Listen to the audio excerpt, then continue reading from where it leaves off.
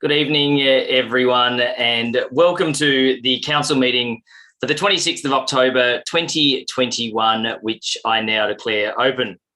Although members of the public can't join us in person tonight, our meetings remain open to the public via the live stream on our website, and I extend a warm welcome to all of you who are watching. Tonight's council meeting is being streamed through Zoom in light of the current COVID-19 restrictions, and we remind you to please check the Department of Health and Human Services website for further information and updates on COVID restrictions. I'd also just like to apologise. We are 26 minutes late getting online, but if you've seen the agenda this evening, it is a large agenda with some really key items for council. So we just appreciate your patience there as we prepared for the meeting. Before we begin, I just want to also respectfully acknowledge the traditional custodians of the land on which Moonee Valley is located, being the Wurundjeri Woi-wurrung people of the Kulin Nation, and we pay respects to their spirits, ancestors, community members and elders past, present and emerging. We also extend this respect to other Aboriginal and Torres Strait Islander people. Item 3 on the agenda is apologies and leave of absence. And I've received an apology for tonight's meeting from Councillor Sharp. Can I please have a motion that the apology from Councillor Sharp be noted?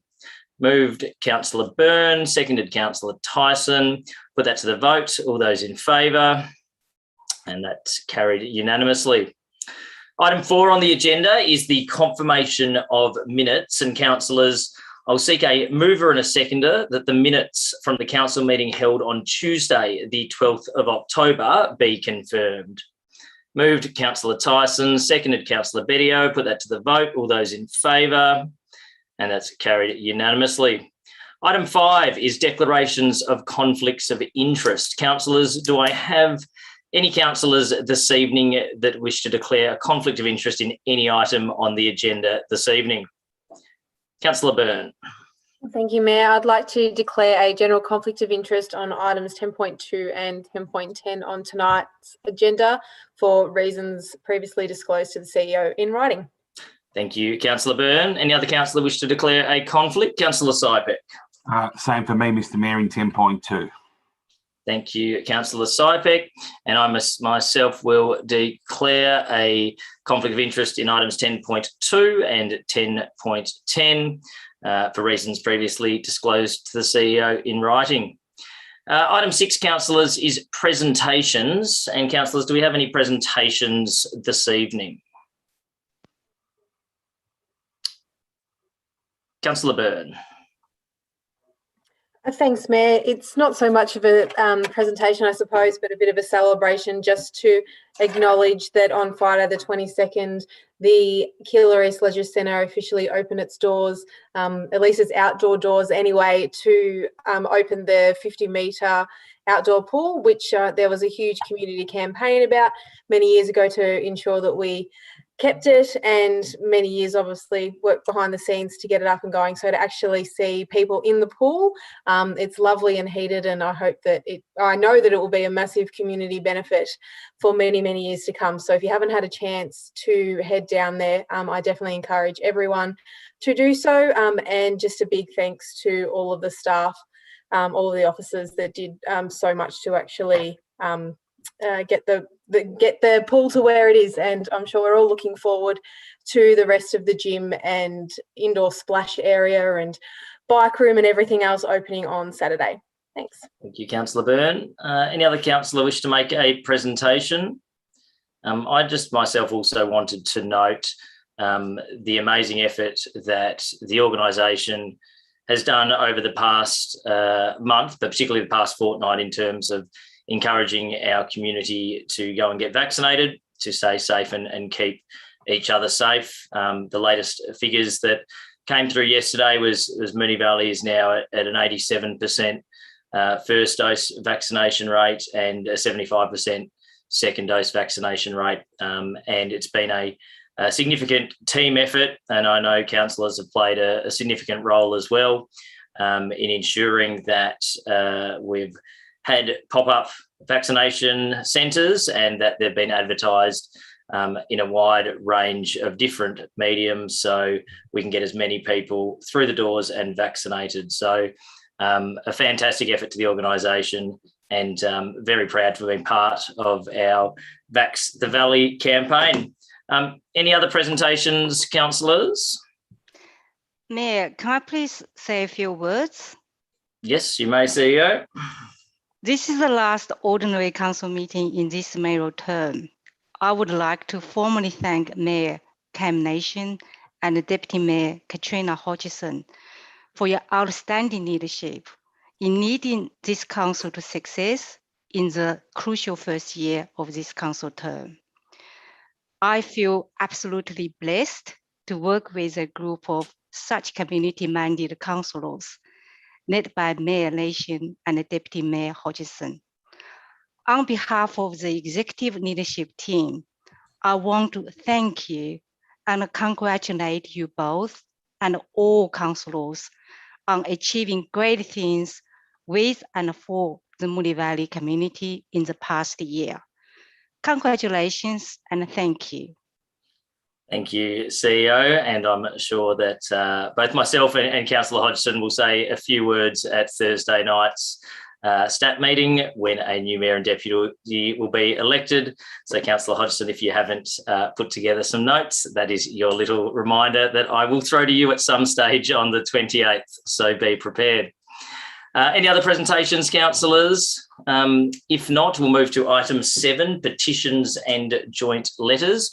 We do have a petition on the meeting papers, which is 7.1, replacement of trees in Filson Street, Ascot, Vale.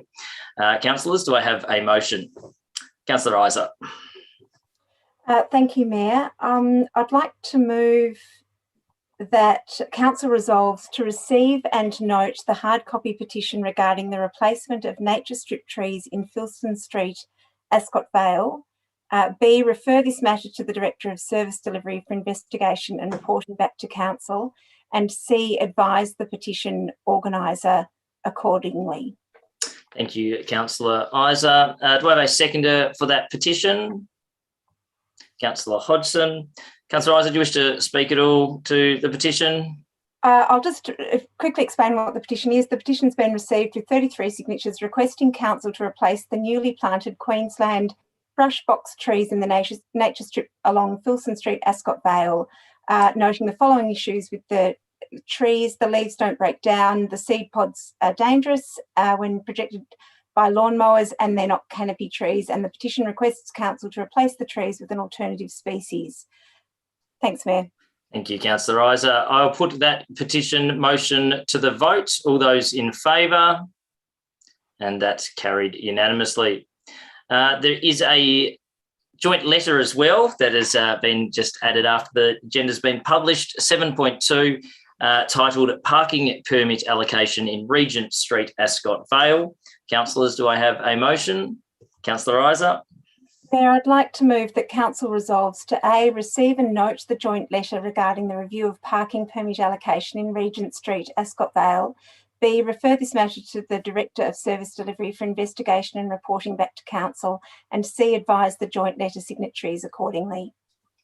Thank you, Councillor Isa. Do I have a seconder for that motion? Councillor Tyson. Councillor Isa, do you just want to touch on the petition received, the joint letter received?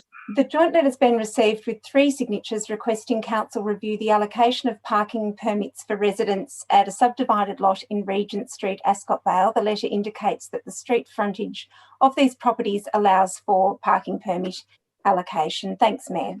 Thank you, Councillor Isa. I will put that motion to the vote. All those in favour? And that is carried unanimously. Item 8 on the agenda is public question time, and we've received 6 questions from the community for tonight's meeting. Now, as we don't have residents in the public gallery, I propose that we move to suspend the provisions in our governance rules requiring questioners to be present in the gallery. That will enable me to read the questions that have been submitted in advance and for the CEO to read the responses. So, councillors, I will seek a mover that Council resolves to temporarily suspend the public question time provisions in its governance rules to allow questions from the gallery to be read by the Mayor and responses read out by the CEO for this meeting. Moved, Councillor Bedio, seconded Councillor Tyson. I'll put that to the vote. All those in favour? And that is carried unanimously. So as I said, there are 6 questions that have been received this evening. The first 2 questions this evening come from Scott Brown. Scott's questions relate to the planning application MV 424-2020 at 17 Cook Street, Essendon. His first question is as follows. Are councillors aware that the filing amended plans after advertising that are councillors aware that filing amended plans after advertising that change the development and increase detriment is unlawful? The amended plans make significant changes and must be re-advertised. I will pass to our CEO, Helen Swee, to respond. Thank you, Scott. Through the Mayor. The amended plans submitted under Section 57A of the Planning and Environment Act 1987 made a number of changes to the plans advertised with the application. These changes generally include the deletion of the carport structure and a reduction in the overall building height by 900 mm through an increased side cut to the rear of the site. Other changes to the plans are as a result of the reduction in height of the extension through the side cut. Based on the overall reduction in the building height and associated changes, it is considered that the amended plans did not increase detriment to the adjoining properties and as such were not advertised in accordance with Section 57B of the Planning and Environment Act 1987. Thank you. Thank you, CEO. The second question this evening also comes from Scott Brown, and his question reads, councillors should be aware that many residents, 25 of whom have submitted an objection, have raised concerns with council in relation to the planning objection process used for this application. Many residents were unable, in addition to the 25 who were able, to lodge an objection or failed to receive the invite to the mediation session or did not receive important communications following submission of their objection in accordance with the process, which is important to ensure the community's views are heard by council in relation to planning proposals. This was due to the plans only being available online to download for 4 days of the 2-week advertised period, the pivot during COVID to online only, which proved a challenge for the older residents without necessary skills or tech at home, and the overlap with Easter period. How do councillors intend to ensure they've listened to all the views of the residents wishing to object to the proposal, given the process utilised to do so has failed on so many fronts to date? I'll again pass to our CEO, Helen Swee, to respond. Thank you, Scott. Through the Mayor. The report prepared by council officers has considered all objections received in response to the proposed development. A summary of the concerns raised and a response by council officers is at Section 4 of the council report. Thank you. Thank you, CEO. The third question for this evening comes from Paul Avery, also relating to agenda item 10.1, 17 Cook Street, Essendon. Paul asks council, why and how does council's heritage consultant justify using a different standard, open brackets, Greater Essendon and surrounding suburbs, close brackets, to endorse a proposal when the proposal is within the designated heritage overlay area H02? I'll pass to our CEO, Helen Swee, to respond. Thank you, Paul. Through the Mayor, comments in Section 3.3 of the officer report to council are an assessment by council's officer and not the heritage advisor. The relevant section of the officer report is a broad statement that considered the double-storey extension to the existing dwelling in both the immediate and wider context of Essendon and the surrounding suburbs. Further, the overall assessment within Section 3.3 takes into consideration the decision guidelines of the heritage overlay, the associated statement of significance for precinct HO2, the Heritage Advisors Assessment, and the Moonee Valley Heritage Guidelines 2016, and provides an assessment on whether the proposed development will impact upon the significance of the heritage place. Thank you. Thank you, CEO. The next two questions of Council this evening come from Michael Welch. These questions also relate to agenda item 10.1, 17 Cook Street, Essendon. Michael's first question reads, what promise or assurance can Council give to ratepayers in heritage areas that it will maintain heritage overlay guidelines and principles? The quality of the heritage precinct is a result of long-standing Council policy and practice and of ratepayers' decisions and actions over time to preserve the value of their area. It seems that a practice exists now where individual ratepayers must battle, and often at their own expense, to maintain heritage value. This goes against Council's own principles and risks discriminating against current property owners in heritage areas. I'll pass to our CEO, Helen Swede, to respond. Thank you, Michael. Through the Mayor, Section 3.3 of the Officer Report takes into consideration the decision guidelines of the heritage overlay, the associated statement of significance for precinct HO2, the Heritage Advisors Assessment, and the Moonee Valley Heritage Guidelines 2016. On this basis, it is considered that Council has assessed the proposal against the relevant requirements when making a decision on whether or not the proposal is acceptable. Thank you. Thank you, CEO. Michael's second question reads, and again, I reiterate, these are the question asker's words. What is the purpose of heritage guidelines if they can be compromised or manipulated by determined, well-resourced applicants with no interest in maintaining the character of their local community?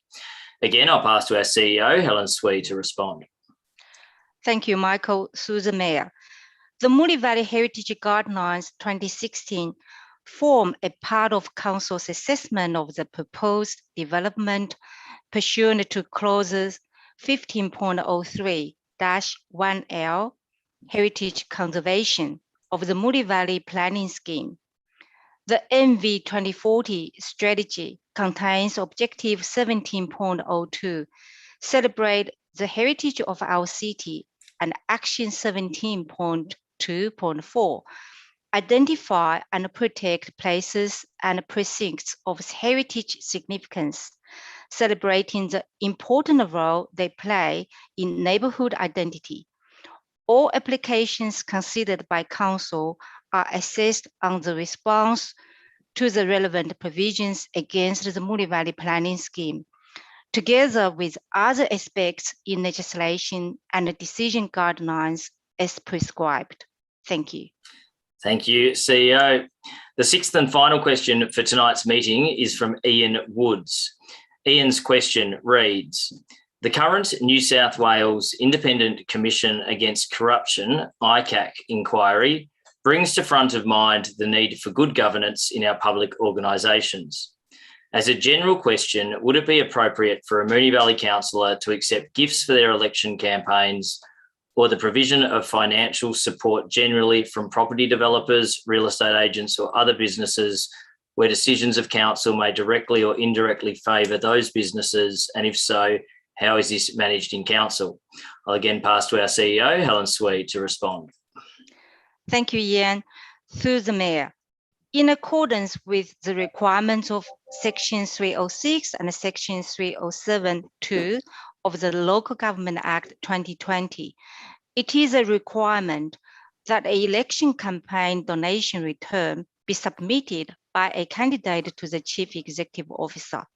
The return must include any gifts or donations received by the candidate of a value of $500 or above, which is then made available on a public register on Council's website.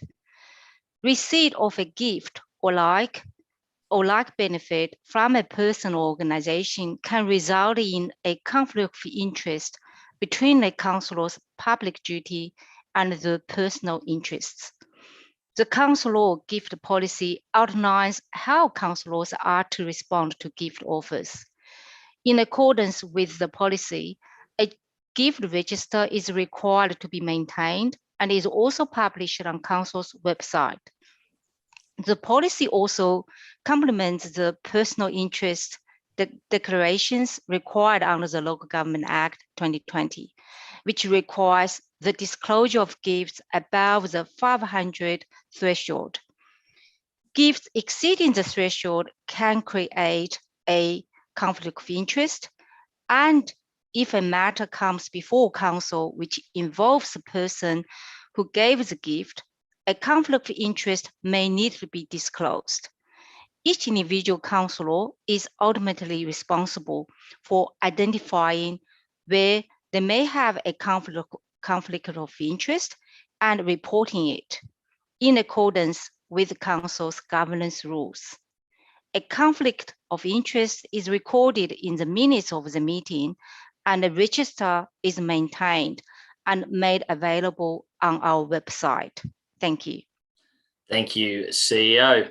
The next item on the agenda is item 9, reports from delegated committees. There are no reports from delegated committees this evening, so we now move to section 10, council reports. Councillors, the first report on the agenda is item 10.1, 17 Cook Street, Essendon, lot 32 on PS 009579, partial demolition, alterations and additions, including external paintworks to a dwelling in a heritage overlay area. Councillors, do I have a motion? Councillor Adams. Thanks, Mayor.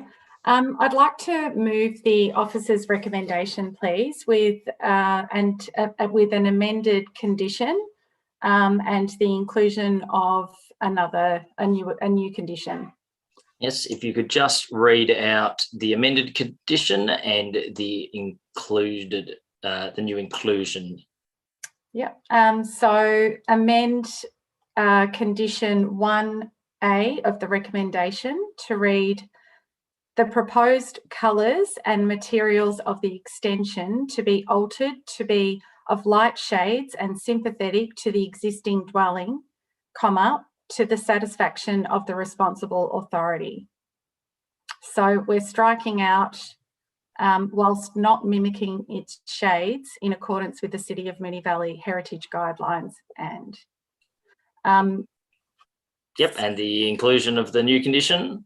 The new condition is at 1C, and it's to read material P03 and in brackets Dulux Metropolis Bronze, close brackets, to be replaced by a lighter shade of colour to the satisfaction of the responsible authority.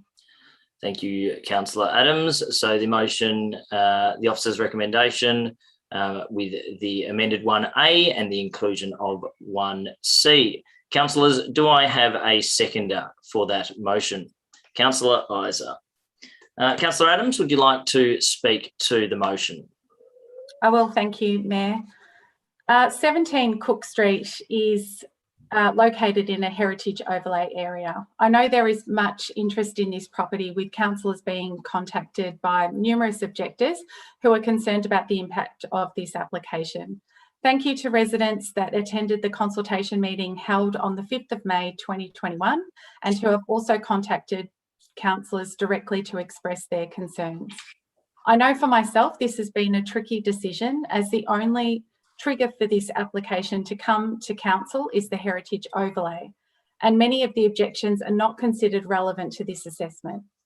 Our role as councillors is very clear.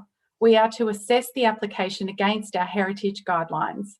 I must stress that this application is not a building permit.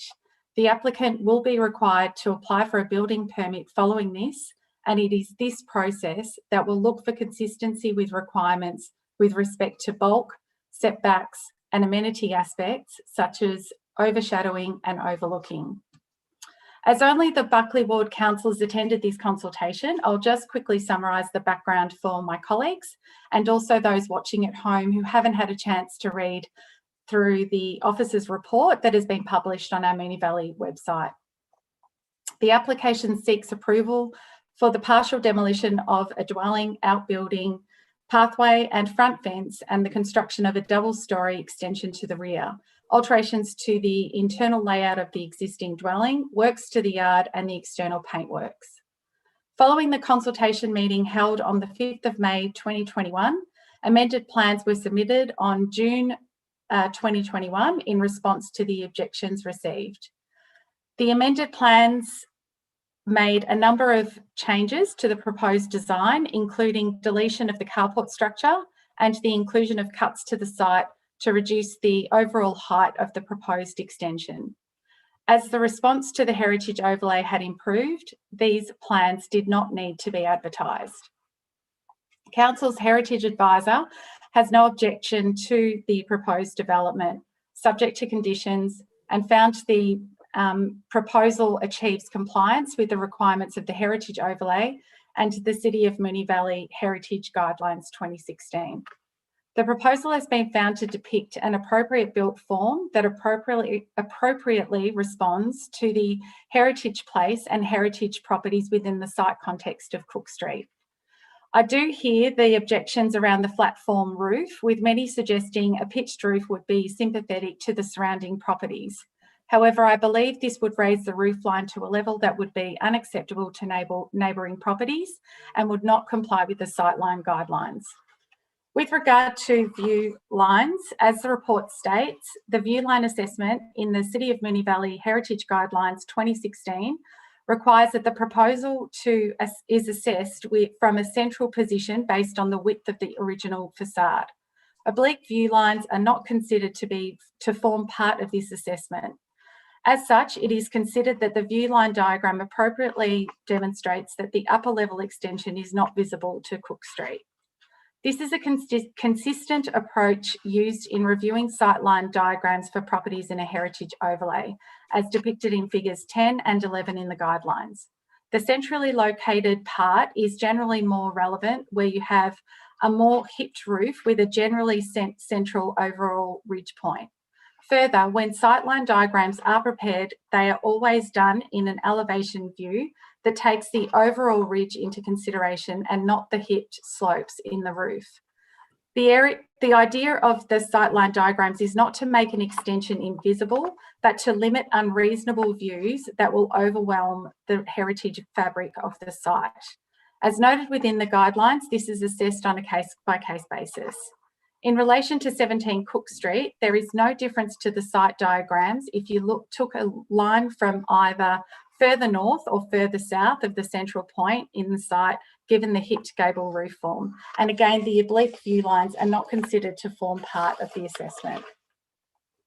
With regard to I'll just, Mary, if I could just ask for an extension of time, because I know I'm going to go over by maybe 30, 40 seconds. It's fine, happy to grant an extra minute. Thank you. With regard to the contemporary nature of the extension, the advice is that it is compliant with our heritage guidelines, which encourages good contemporary design, or a simpler design form that relies on the overall design principles of the subject heritage building without resorting to mock historical architecture. The proposed rear double-storey extension is consistent with other heritage extensions approved in the immediate and wider context of Essendon and surrounding suburbs. This is considered to be acceptable as it is a sympathetic contemporary style and allows the front facade to maintain its heritage presence to the street. The extension is concealed from the street and located within the backyard scape of the dwelling, away from sensitive interfaces. There are no side protrusions, with the dwelling extensions not exceeding the existing side setbacks. Whilst I am very sympathetic with neighbours directly impacted, grounds of refusal aren't strong. The expert advice from our heritage advisor and officers is that this is a compliant application. I do appreciate that people have different views. However, the expert advice is consistent across applications in Moonee Valley. Objectors do have appeal rights of VCAT that can be pursued. I've conditioned the recommendation to keep the colours lighter in shades, as I believe this will reduce the impact to neighbours and provide a compromise and fairer outcome for everyone. Thank you. Thank you, Councillor Adams. Councillor Isa, would you like to speak to this motion? I think Councillor Adams has spoken very comprehensively about this issue, and I think it's testament to the amount of work that Councillor Adams and other ward councillors have put into scrutinising the application. There has been a lot of community sentiment, and I thank community for reaching out to councillors to discuss the issue with us and to share your views. And I do concur with the assessment that Councillor Adams and the officers are putting forward. And I also do commend the applicant for going to considerable lengths to respond to the concerns, particularly in reducing the height, considering some lighter colours, which have a number of benefits. And so I do concur with the officer's recommendation with the amendments. Thanks, Mayor. Thank you, Councillor Isa. Does any other councillor wish to speak to the motion? If not, Councillor Adams, you wish to close? I'll put that to the vote. All those in favour? And that is carried unanimously. Item 10.2 on the agenda is 33 Dean Street, Moonee Ponds, in brackets, Moonee Valley Racecourse. As myself, Councillor Byrne and Councillor Sypeck have all declared a conflict in this item, I will now pass to my Deputy Mayor, Councillor Katrina Hodgson, to chair, and myself, Councillor Byrne and Councillor Sypeck will be moved into a waiting room. Thank you, Mayor.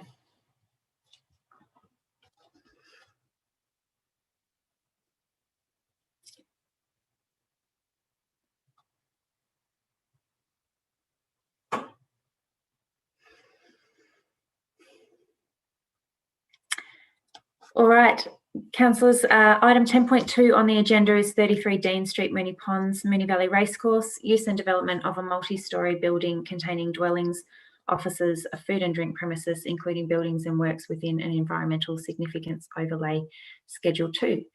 Councillors, do I have a motion? Councillor Isa. Deputy Mayor, I'd like to please move that the item 10.2 be moved to confidential based on late advice received. Thank you, Councillor Isa. Do I have a seconder for that motion? Councillor Adams. Councillor Isa, would you like to speak to the motion? Yes, I would like to just explain that the item is considering proposals for a compulsory conference at VCAT ahead of, it's the process that's undertaken for all applications, particularly of this magnitude, that go through a compulsory conference to try to resolve issues ahead of a full hearing. Normally compulsory conferences are confidential, and some plans have been circulated to parties on a without prejudice basis, and council, it's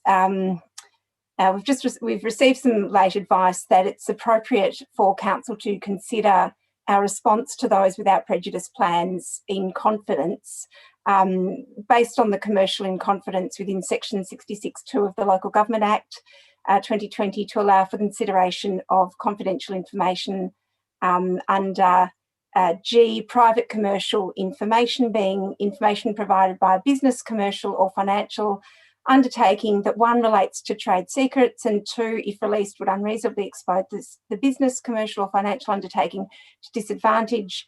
The report item contains operational financial information. So that's just the advice that we've received, and to explain why I'm proposing that we move this to the confidential section of the agenda. Thanks, Deputy Mayor. Thank you, Councillor Isa. Councillor Adams, would you like to speak to the motion?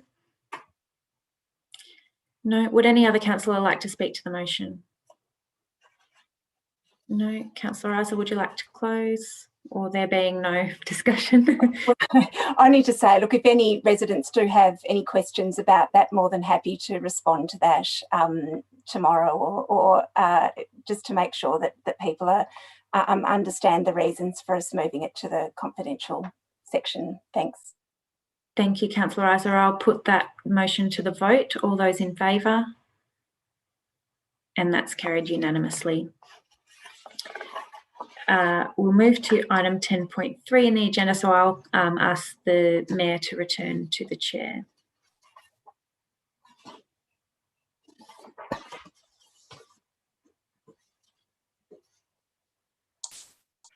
Thank you, Councillor Hodgson. I'll just make sure everyone has made it back from the waiting room. Yes.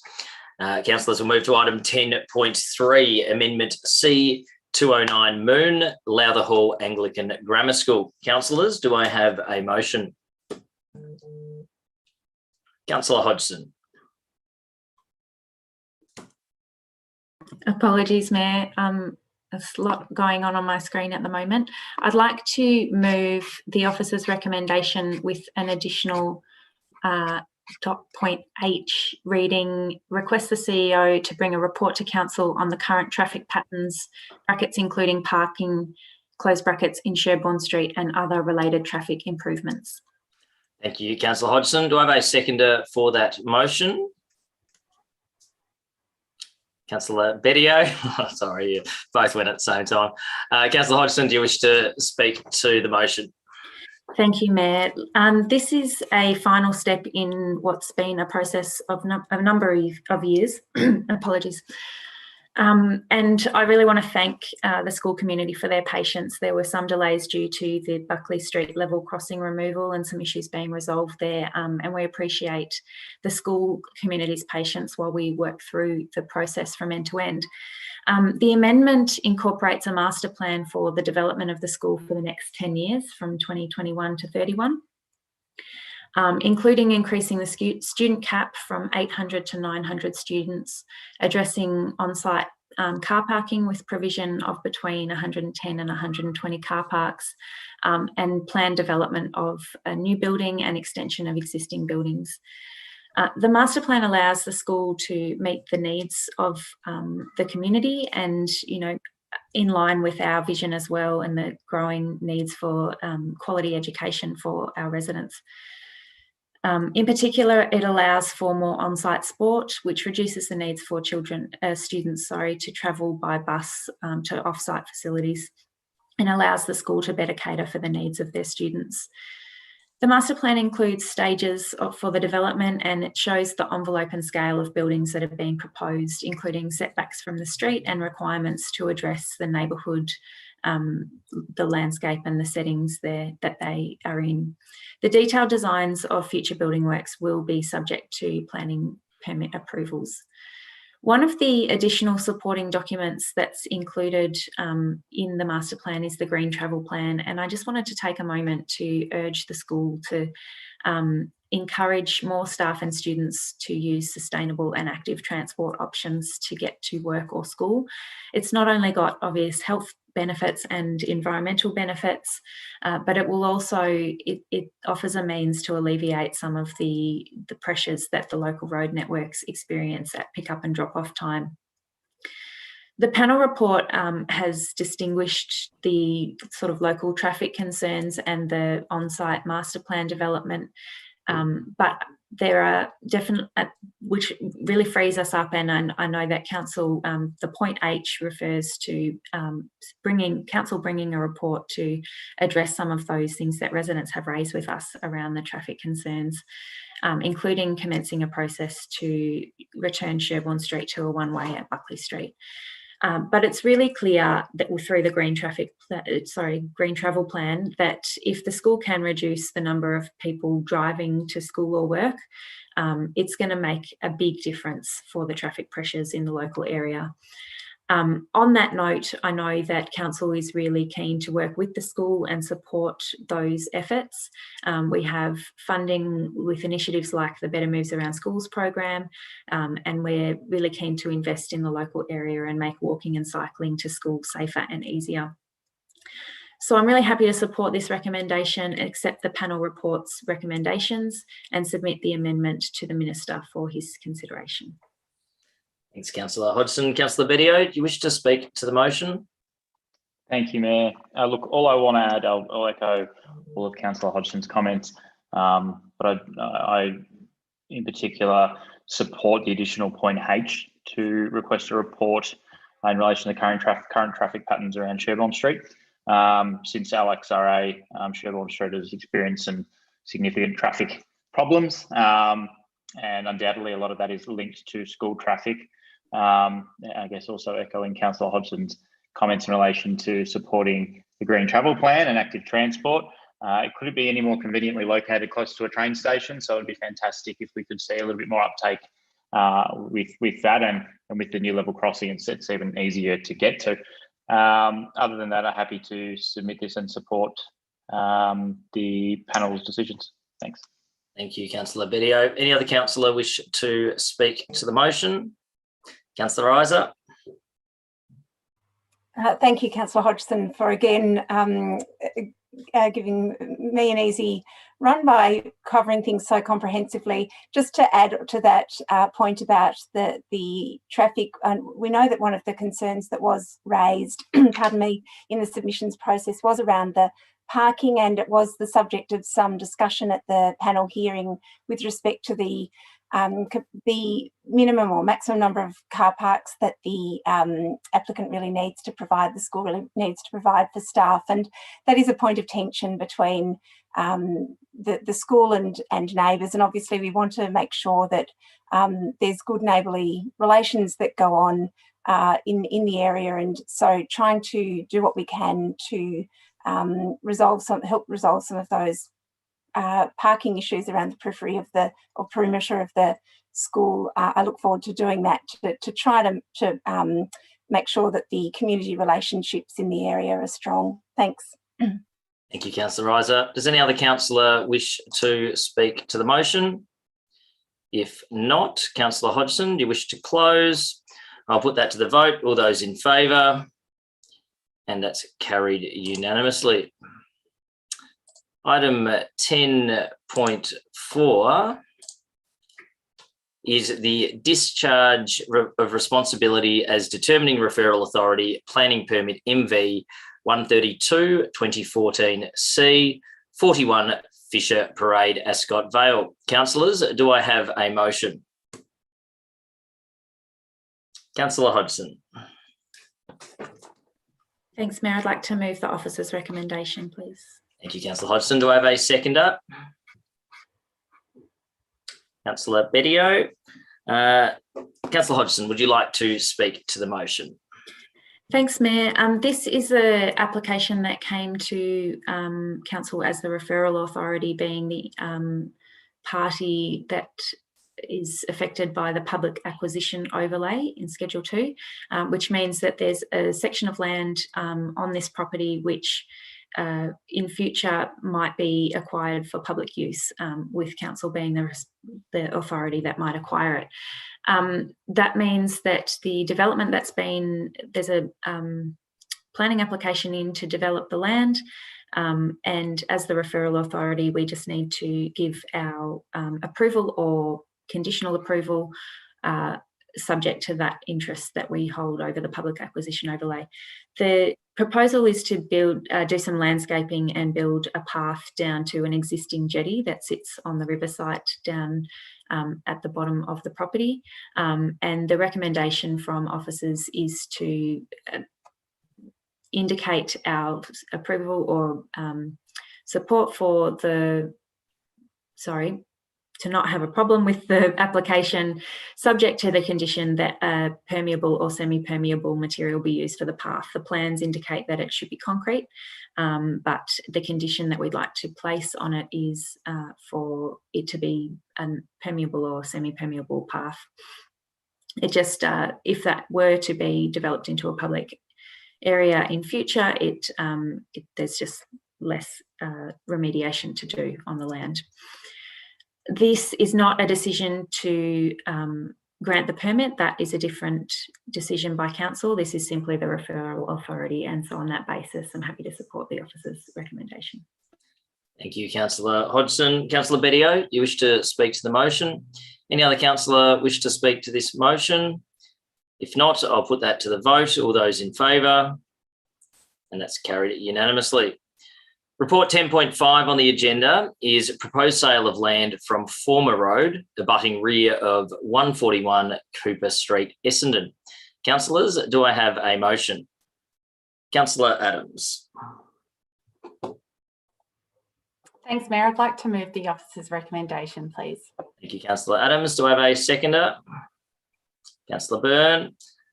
Councillor Adams, would you like to speak to the motion? I will, thank you. Council have received a request to purchase a portion of formerly discontinued road abutting the rear of 141 Cooper Street, Essendon on the 20th of August 2021. The road was discontinued in 1979 by the former City of Essendon. The subject land has been occupied by 141 Cooper Street, Essendon for at least 12 years, has been fenced within the property boundary and is landlocked. The officer's recommendation will allow Council to fulfil its obligations pursuant to Section 114 of the Act to allow Council to consider the sale of the land.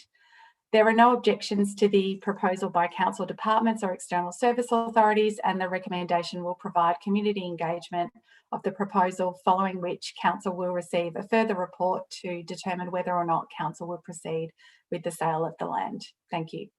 Thank you, Councillor Adams. Councillor Byrne, do you wish to speak to the motion?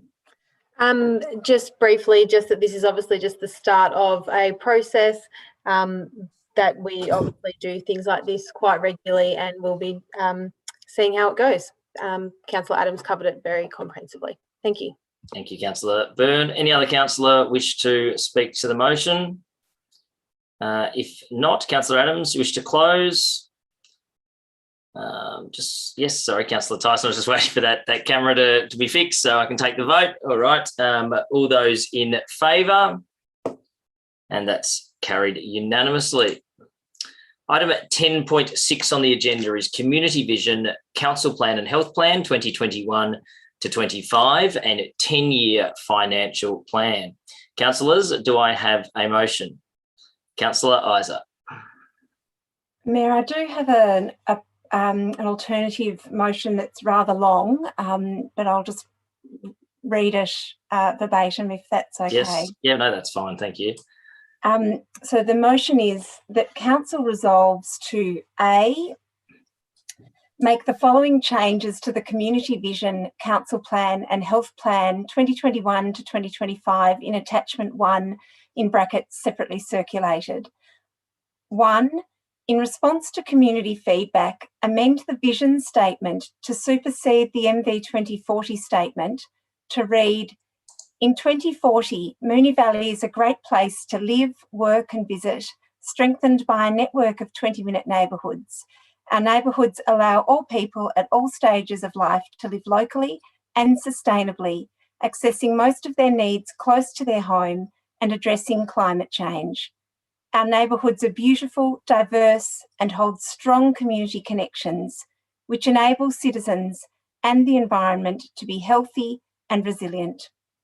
2, in response to community feedback, amend G1 to read, G1, help reduce our city's greenhouse gas emissions by facilitating the most cost-effective, evidence-based council and community projects, including implementing the Green Action Plan, with the Community Climate Emissions Reduction Reserve.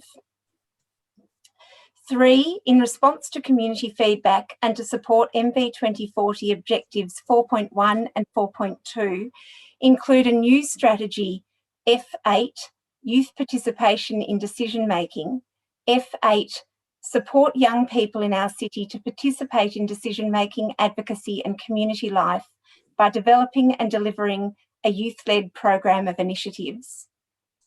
4, in recognition of the importance of Moonee Valley's multicultural community and to support MV 2040 Objective 1.4, amend F2 to read, F2, promote social and cultural inclusion and support the mental health needs of our youth and the broader community, by delivering targeted initiatives and programs. 5, to support our post-pandemic economic recovery and arts sector, amend T1 to read T1, help local businesses recover from the COVID-19 pandemic, grow the local economy, including a diverse nighttime economy, and create more local jobs, by providing support through targeted programs and other initiatives. 6, to recognise the recovery of our arts sector post-pandemic, amend strategy T4 to read T4, support and enable local creative artists and industries, celebrate our local community and activate local spaces, by developing and delivering targeted initiatives and programs. 7, in response to community feedback and to support MV 2040 objectives 5.1 and 5.2, amend strategy B2 to read implement appropriate land use controls across the city, including reformed residential zones, and facilitate the delivery of a mix of housing, by continuing to develop neighbourhood plans. And 8, in response to community feedback, amend strategy B1 to read improve community access to nature, by creating new parks and enhancing and protecting existing open spaces and waterways. B, adopt the community vision, council plan and health plan 2021 to 2025 in attachment 1, in brackets separately circulated, with amendments endorsed by council from point A above. C, adopt the financial plan 2021 to 31 in attachment 4, separately circulated. D, authorise the Chief Executive Officer to make minor editorial amendments to the community vision, council plan and health and wellbeing plan 2021 to 2025 throughout the life of the plan. E, instruct the CEO or the Chief Executive Officer to bring the targets for all integrated MV 2040 council plan and health plan indicators before council by June 30, 2022, noting council's previously endorsed interim emissions target in brackets 44% below 2017 levels by 2025, close brackets, and that the achievement of emissions targets relies on shared responsibility and action.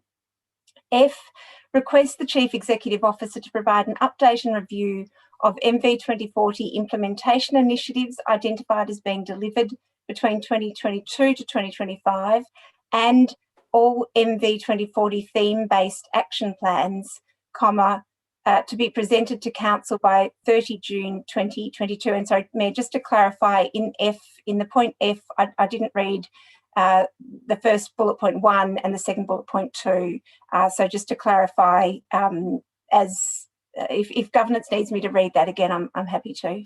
Do you want to, Councillor, just read it again for the sake of everyone? Yeah, sure. That'd be great. That'd be great. Sure. So I'll just read F again. Yes, I apologise. Yeah. F, request the Chief Executive Officer to provide an update and review of 1, MV 2040 implementation initiatives identified as being delivered between 2022 to 25, and 2, all MV 2040 theme-based action plans, to be presented to council by 30 June 2022.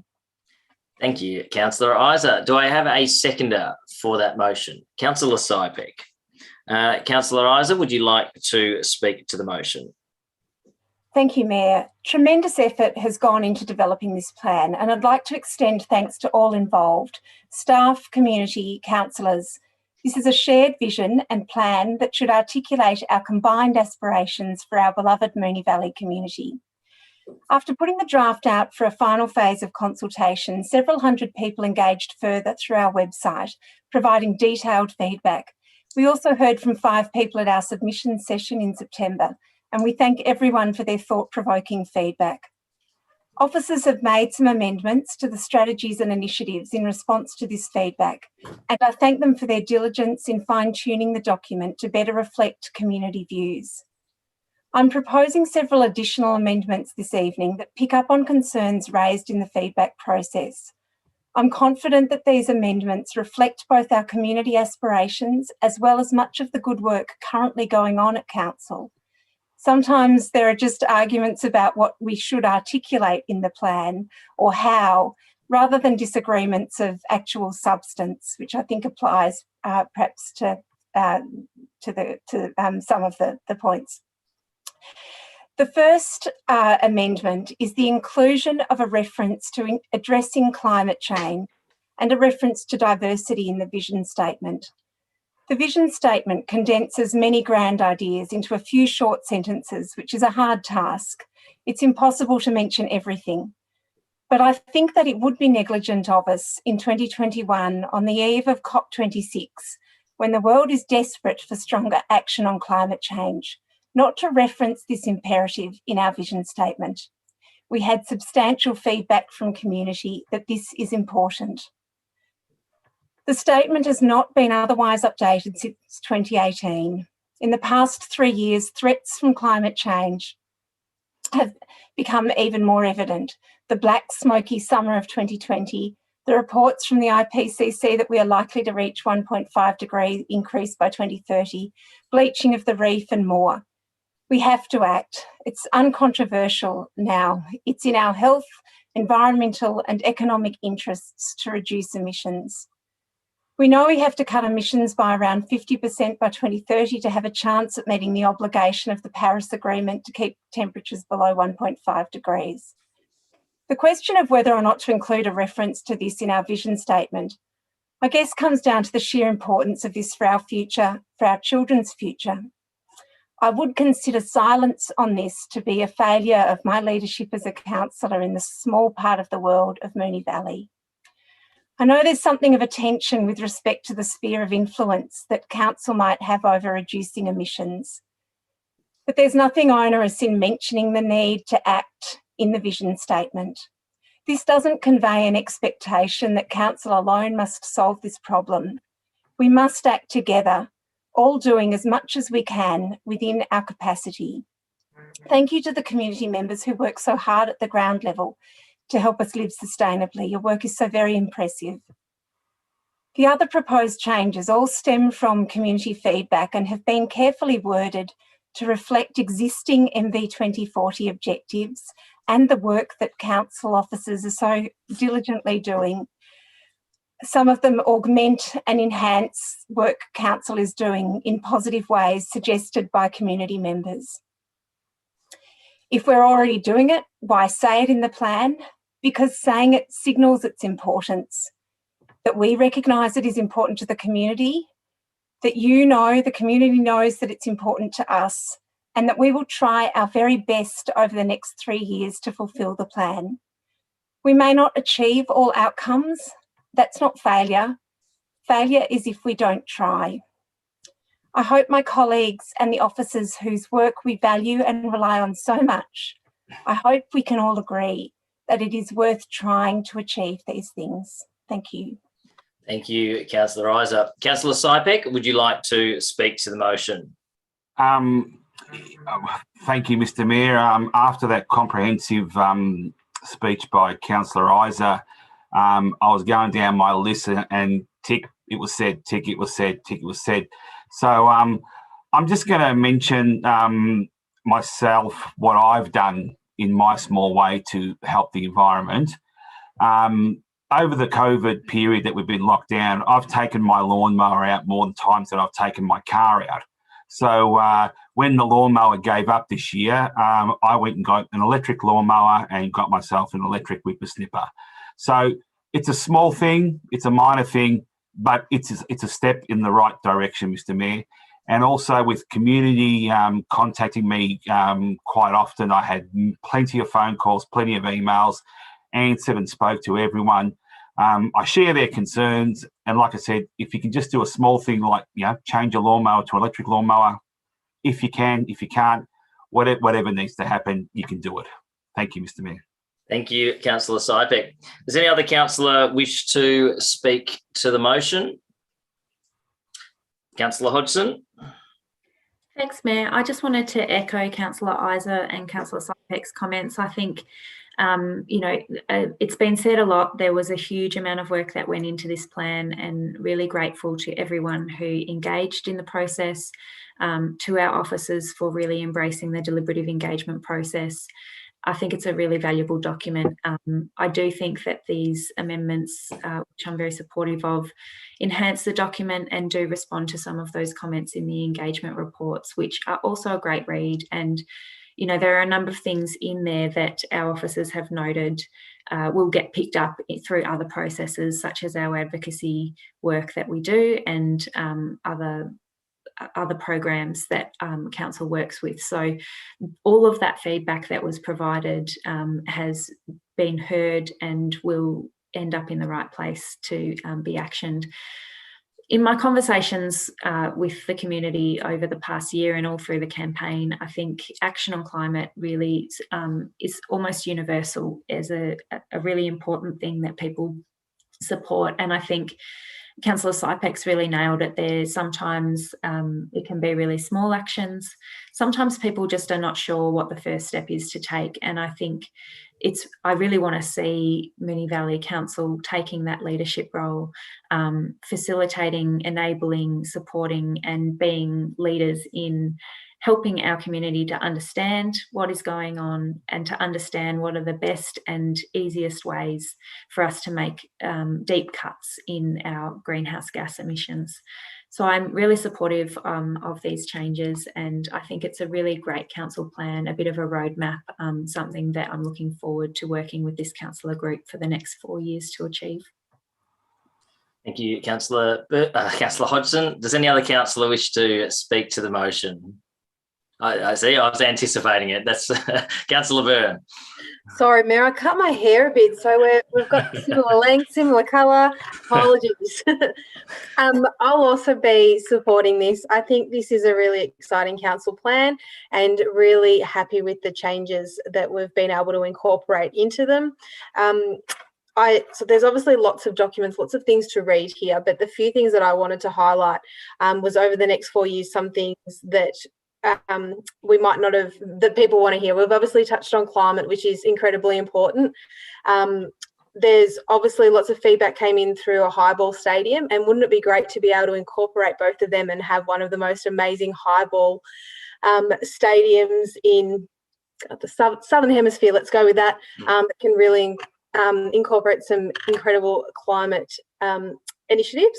But I'm also really excited. Some of the other feedback that was taken on board was in regards to active transport, and it's going to be really interesting to see how we can really encourage that. I know in one of the earlier debates tonight, we spoke about getting to and from a particular school, but I think that there is a piece for a lot of people within the municipality to really consider the way that we travel around. And I think with COVID, that has become even more apparent, how we stay within our 20-minute neighbourhoods, but how we actually move around our places that we live and we work and we love. So watch this space. I feel like there's going to be some exciting stuff there. But also I want to acknowledge, whilst we often talk about the big picture things, we often don't necessarily talk about some of the smaller things.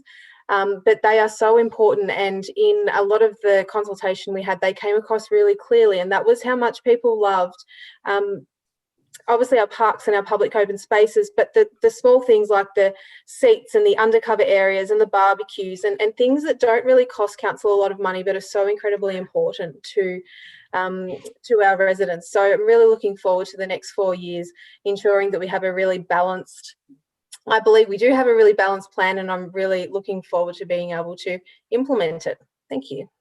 Thank you, Councillor Byrne. Does any other councillor wish to speak to the motion? If not, Councillor Video. Thank you, Mayor. I just also want to really say a big thanks to our officers and to the wider community. There's been a lot of work and months of consultation and discussions around how to formulate this plan. Something like this doesn't come to fruition overnight. So again, if I can reiterate my thanks to officers in the community. I also think there's something that we didn't touch on that's in this that is so crucially important, especially given us coming out of lockdown, and that's to promote social and cultural inclusion and support the mental health needs of our youth. I think never before has the mental health needs of our youth been so important, and it's something that I really want to continue to push across my current council term. I think there's so much more we can do in this space and so much more we can do as a council to support youth on the ground. So, and that, as well as F8, support young people in our city to participate in decision-making, advocacy, community life by developing and delivering a youth-led program of initiatives. I think that's fantastic. There's so many youth want to get involved in what we do as council. Getting them interest in local government and local politics, I think, is also a really great thing. So thanks very much to the officers and the community.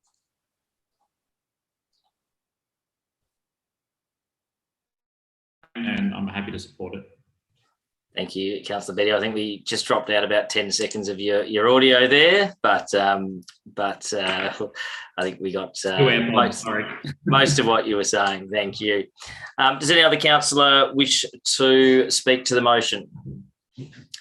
If not, Councillor Isa, you wish to close? Just to pick up on one small thing that was, look, it was a very long motion that was being moved, and one of the very last point, in fact, is asking the Chief Executive Officer to bring back some information about the implementation initiatives which are in MV 2040, and just picking up on Councillor Byrne's comments around the submissions made, not just on Highball, there are a number of submissions made around those implementation initiatives. So we are asking, excuse me, for the Chief Executive Officer to bring back information on what's currently within some of those plans so that we can fine-tune our direction on those and communicate that really clearly to the community. And thank you very much again to officers. I know this has pretty much been a year's worth of work, and I hope that that everyone involved is really proud of where we've got to. Thank you, Councillor Isa. I'll put that motion to the vote. All those in favour? And that's carried unanimously. Item 10.7 on the annual report Item 10.7 is the annual report 2020-21. Councillors, do I have a motion? Councillor Byrne. Thanks, Mayor. Happy to move the officer's recommendation. Thank you, Councillor Byrne. Do I have a seconder for that motion? Councillor Tyson. Councillor Byrne, would you like to speak to the motion? Thank you, Mayor. I will. It's annual report time, which is obviously an incredibly important report. It's I like to refer to 184 pages of pure goodness. So it's got a whole lot of information that you could possibly want to know about council. So absolutely everything in terms of what we've been doing as a council, you'll be able to look it up. Just one moment. So included in there is a report on the operations of council, an audited performance statement, the audited financial statements, a copy of the auditor's report on the performance statement, a copy of the auditor's report on the financial statements, and a lot of other material in there. They will be placed around, obviously, the municipality for people to have a look, and obviously online. But it does, if you want to know basically anything about council that has happened over that period of 12 months, it will be in there, and obviously looks at where we were sitting within the previous council plan. It's very exciting that we're going forward with a new council plan, and also MV 2040. So we've seen a lot of the information that's in the annual report through various reports. So there shouldn't be anything that is too surprising for people who are going to pick it up and read it whilst having their coffee from their local business. But yes, it's a great read, and I encourage people to have a look. Thanks. Thank you, Councillor Byrne. Councillor Tyson, would you like to speak to the motion? Oh, well, I've certainly never heard an annual report referred to as pages of goodness, Councillor Byrne, so that's a new one. But look, we are required to do an annual report under the Local Government Act, as are most medium or large-sized organisations in Australia and the world, and it's got critical information that we need to share with the community. Thank you, Councillor Tyson. As a clarification, I believe it was pages of pure goodness. Just so we're not taking Councillor Byrne's words verbatim. Pure goodness. Any other councillor wish to speak to the motion? If not, Councillor Byrne, would you like to close? Thank you. It's obviously an incredibly important report. One thing that I didn't mention, and I know that I probably wouldn't normally do this in a closing, but obviously it was based on 12 months of living with COVID. So there's obviously some and going forward as well, we'll obviously have some very unusual data that comes through in annual reports, but I still stand by my 184 pages of pure goodness. I think it is incredibly important to be as open and transparent to the community as we possibly can be. And as I said, 184 pages, enjoy. Thank you, Councillor Byrne. I shall put that motion to the vote. All those in favour? And that is carried unanimously. Item 10.8 on the agenda is Draft Advocacy Strategy 2022 to 2025. Councillors, do I have a motion? This is even more goodness. Councillor Hodgson. Thank you, Mayor. I'd like to move the officer's recommendation with a slight amendment to point B. And apologies, Mayor, I'm just working on some wording, but to say point B to read, authorise officers to make minor amendments to the draft advocacy strategy 2022 to 25 as required prior to its release to the community, comma, including, so addition of the words, comma, including to ensure consistency with the adopted community vision, council plan and health plan 2021 to 25. Thank you, Councillor Hodgson. Do I have a seconder for that motion? Councillor Isa. Councillor Hodgson, would you like to speak to the motion? Thank you, Mayor. This draft advocacy strategy is going out for a period of community engagement. It captures a number of really important pieces of advocacy that the community has made clear to us that they would like to see council support. It includes a number of quite large projects that we're seeking funding partnerships with. A couple of highlights, obviously the Highball Stadium that we're really hoping to be able to deliver, improvements to our heritage incinerator art gallery, I think is a great one as well, and a number of other major infrastructure projects. One of the key parts of the advocacy strategy that I'm really glad to see in there is around the advocacy for public transport, improved public transport for our residents. And it's one thing that came up a lot in community engagement. It comes up a lot. It's one of the things that is outside of local government control. And I think it's really important that we have a strong advocacy position on that. So that includes advocating for a train station, the proposed site being up in Airport West, and hopefully we can continue that fantastic campaign. But I think we also need to be looking at improved bus services, extension of tram lines, the like. We're getting all that. And if we really want to be able to encourage our residents to choose active and sustainable transport options, that's a really important piece of the puzzle. Another part of the advocacy strategy that I'm really passionate about is improving the infrastructure and services for early years learning. So kindergartens, we have a universal kindergarten, 3-year-old kindergarten coming out soon, and I think all Victorians are needing more infrastructure. There's money out there, and we need to make sure that Moonee Valley is in a prime position to be able to expand our kinder offerings for our residents. The amendment that I've suggested there is just to make sure the advocacy strategy mentions some of our council plan strategies. So it's just to ensure that in making amendments to the advocacy strategy prior to its release to the community for comment, that we have those changes that we have in this previous item passed, that the wording of those particular strategies is able to be updated. Thanks. Thank you, Councillor Hodgson. Councillor Isa, wish to speak to the motion? Any other councillor wish to speak to the motion? Councillor Adams. Thanks, Mayor. There are some really exciting projects in this advocacy strategy. I just wanted to highlight an exciting Buckley Ward project being the activation of Windy Hill. Windy Hill is an important anchor of the Essendon neighbourhood, widely regarded as the spiritual home of the Essendon Football Club. It is beloved by AFL supporters and locals alike. With the recent announcement of an AFLW licence for the Essendon Football Club, Council is seeking to partner with key stakeholders to advocate for support and funding to reinvigorate this much-loved historical community space and increase participation in women's sport. Thank you.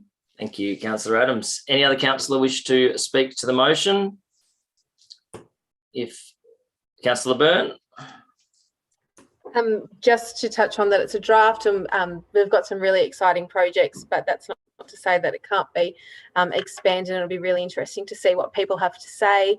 But I think that we're up for a really big 12 months with a federal and state election. So this is absolutely the time that we need to ensure that we get this document right. So when we go and speak to whoever we may be speaking to, we've got the evidence to say, yep, the community absolutely wants this. Here it is. This is what we need. This is our ask.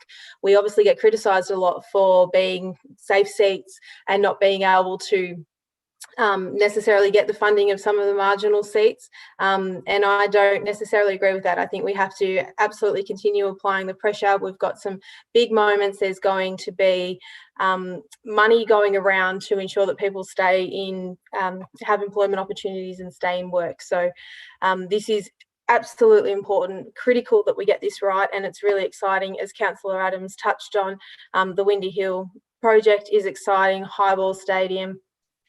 The climate change initiatives are exciting. The early years initiatives are exciting. There's just so many different things growing up from probably $200 million train station down to sort of a few $1,000s. So a really wide breadth of things that we can advocate for, but obviously still looking for community input. So if there's anything else you think, please submit, and yeah, we'll love to hear your ideas. Thank you. Thank you, Councillor Byrne. Any other councillor wish to speak to the motion? If not, Councillor Hodgson, wish to close? I'll put that to the vote. All those in favour? That's carried unanimously. Item 10.9 is the Domestic Animal Management Plan, DAMP 2021-2025. Councillors, do I have a motion? Councillor Isa. I'll move the officer's recommendation, please, Mayor. Thank you, Councillor Isa. Do I have a seconder? Councillor Hodgson. Councillor Isa, would you like to speak to the motion? Look, again, thanks very much to the staff team who have worked hard to put the draft plan out for consultation. There were 321 downloads of the draft plan from our website, which I think is a pretty impressive number of people who took some interest to read the plan and to respond via the survey and other forums to give us some feedback on our management of primarily dogs and cats. Really are our key domestic animals, excuse me, within Moonee Valley. Some of the feedback was around dog parks, which doesn't surprise me at all, particularly sort of access to dog parks. As we increase our urban density, we still need to find places for dogs to run around, and it's an ongoing mission. And other feedback around our cat euthanasia rate, which we've spoken about before in the chamber, and it is something that is an ongoing concern. Excuse me, just got a frog, I'm sorry, Matt. Sorry, wasn't even trying to be a pun with the we do have a very high euthanasia rate for cats, and we had a very interesting presentation at our public forum last week for new ways in which people are trying to address the euthanasia rate of cats. And I'm really looking forward to seeing if through the implementation of our domestic animal management plan over the next few years, we might be able to improve that rate. And that involves some targeted desexing programs, more microchipping, and really trying to help people, work with people to reduce the number of kittens being being born and then unnecessarily killed through our pounding programs. It's quite a sad situation, really, and the more that we can do to fix that situation, the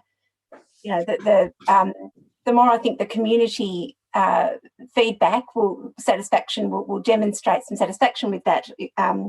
Sorry, Mayor, I'm getting a bit tongue-tied here and I'm in need of a glass of water, so I hope you don't mind if I just cut it short there. Thank you. That's fine, thank you, Councillor Isa. Does any other councillor wish to speak to the motion? Or did Councillor Isa move it? You've actually just rattled me, Councillor Isa. Councillor Hodgson, did you second the motion? Thank you. All right. Councillor Hodgson, would you like to speak to the motion? Not only you, Councillor Isa, that's thrown me off. Mayor, thank you. I just wanted to make the comment, like Councillor Isa has mentioned, that this has gone through a lengthy engagement and a really, again, deliberative engagement process. And I wanted to just give a plug for our officers who, in presenting this report to us, were really proud of the work they've done.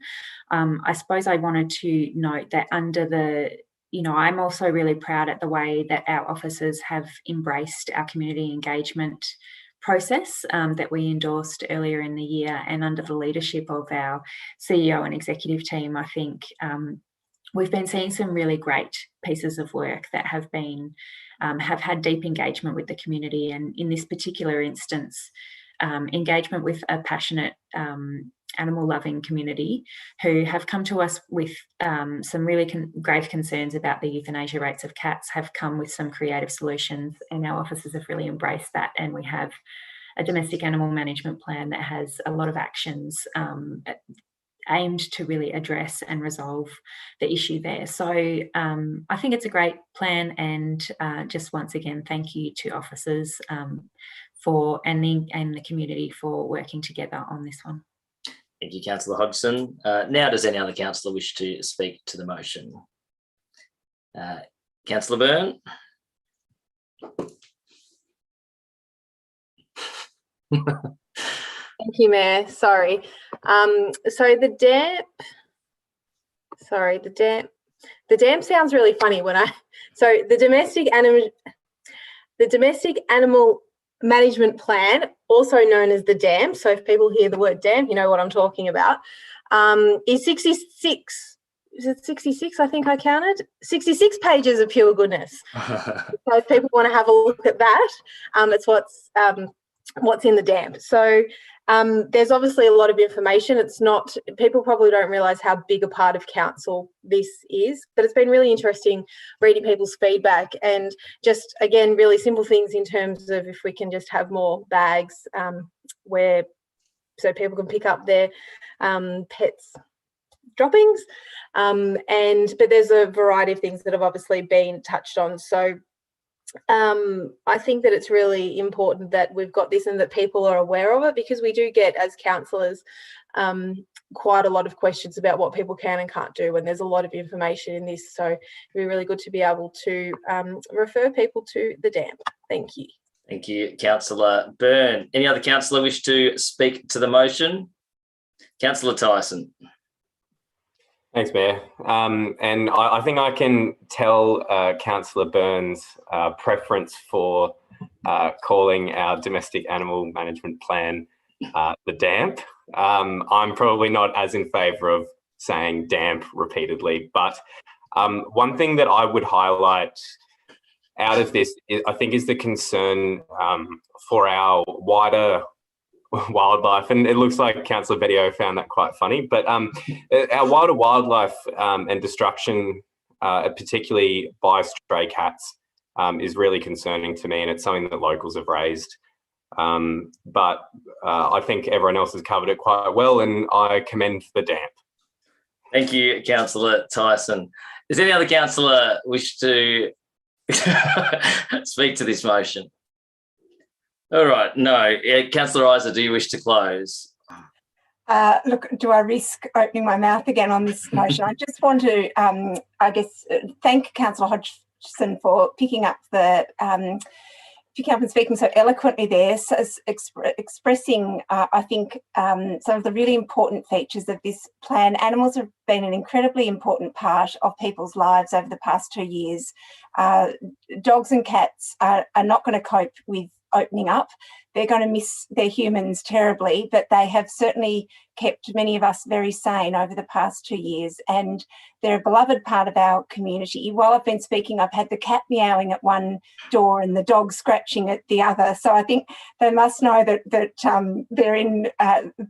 I'm talking about them, but look, animals are a huge part of our community. But taking on board Councillor Tyson's point that animals do need to be well cared for and well contained, particularly around wildlife, but also dog attacks were a feature of some of the feedback as well. So the management of our domestic animals is really, really important.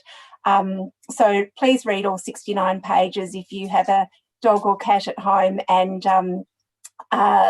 thanks again to staff for their work. Thank you, Councillor Isa. I'll put that motion to the vote. All those in favour? And that is carried unanimously. Item 10.10 on the agenda is Moonee Valley Racecourse Master Plan. Now, as I have declared a conflict in this item, again, I'll vacate and the Deputy Mayor will chair. Councillor Sypek? Oh, yes. Okay, Councillor Sypek just did forget to note in the conflict of interest for 10.10, he said 10.2, but forgot 10.10. So we'll just note that for the same reasons as 10.2. And myself, Councillor Sypek, and Councillor Byrne will now move to the waiting room, and the Deputy Mayor will take the chair. Thank you, Mayor.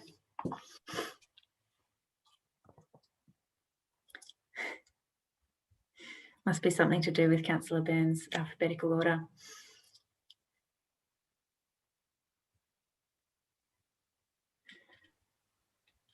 Sorry, Councillor Hodgson, just while everything's happening, I don't have the updated motions in the proposed motions on tab. I just wonder if they might be able to be popped in the chat or made accessible quickly somehow.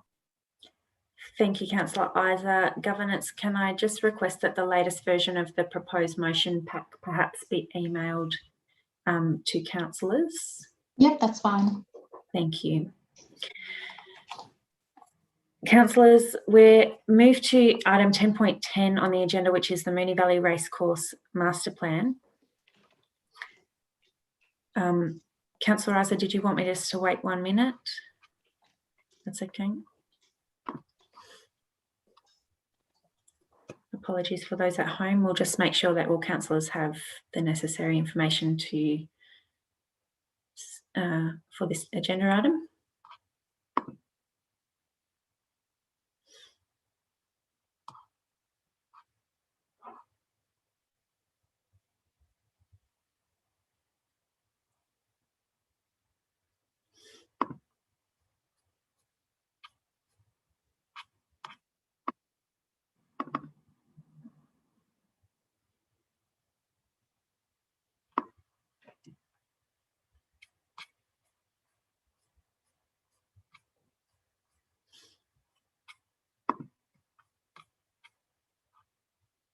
Okay. Councillors, do I have a motion? Councillor Isa. Deputy Mayor, I'd like to move that Council resolves to defer a decision on the Moonee Valley Racecourse Master Plan to the next meeting of Council. Thank you, Councillor Isa. Do I have a seconder for that motion?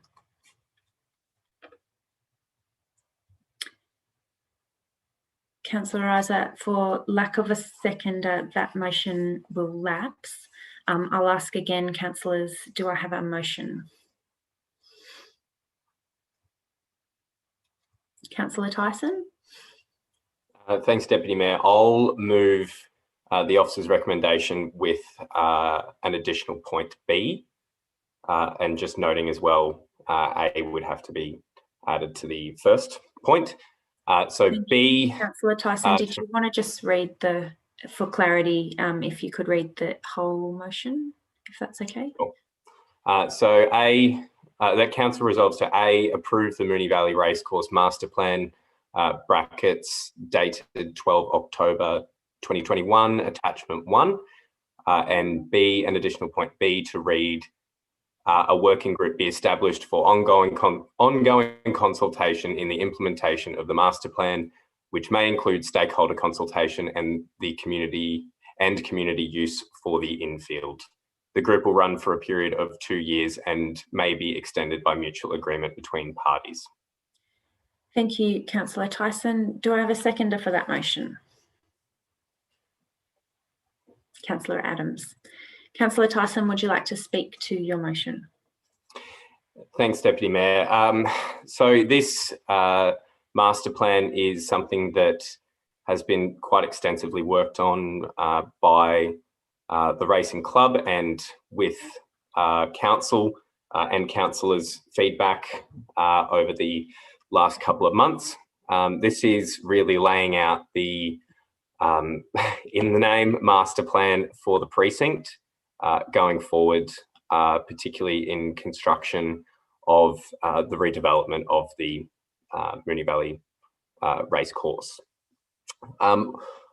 I'm quite proud and comfortable with what we've got and where we've reached, but noting that there has been feedback from sections of our community having questions, needing ongoing consultation, as well as a particular part of the field that may be able to be used by council and by the community going into the future.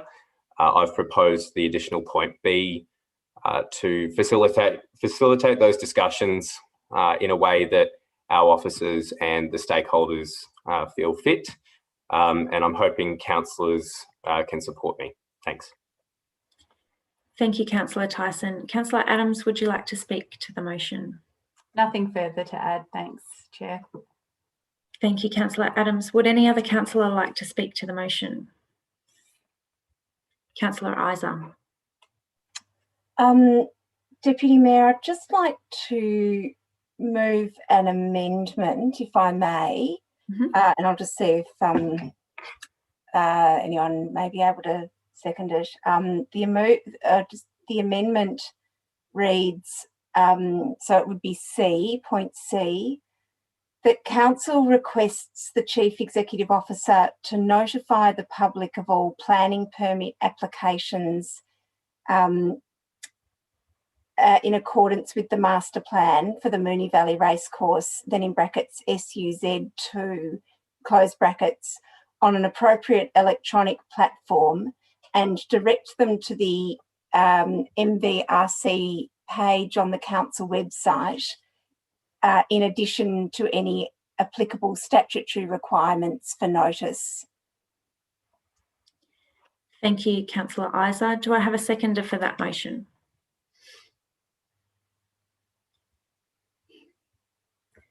Seconder. Apologies, Councillor Isa. Seconder, Councillor Bedio. Thank you. Second for debate. Sorry, yeah. Pardon? I'll second for debate. Thank you, Councillor Bedio. Councillor Isa, would you like to speak to your motion? I'll just speak specifically to this particular amendment, Deputy Mayor. Thank you. The master plan has obviously been, there's been under discussion since 2011, and there's obviously a lot of residents around the racecourse have been very engaged in the process for over 10 years, and have, I guess we've reached the point of approving the master plan, which the way that the master plan works is that any planning permits that are in accordance with the master plan then don't get advertised to the community. And so for the community who've been so engaged in the process for 10 years. Councillor Tyson, do you have a... Yeah, sorry, a point of clarification through you, Chair. Just for Councillor Isa, just the amendment that's been moved, is that an amendment that was provided to us, highlighted in green. Correct. Yes, thank you. Have I read it incorrectly, or just clarifying? Thanks. Yes, it's the in green. So the officer's rewording of that motion. Thank you.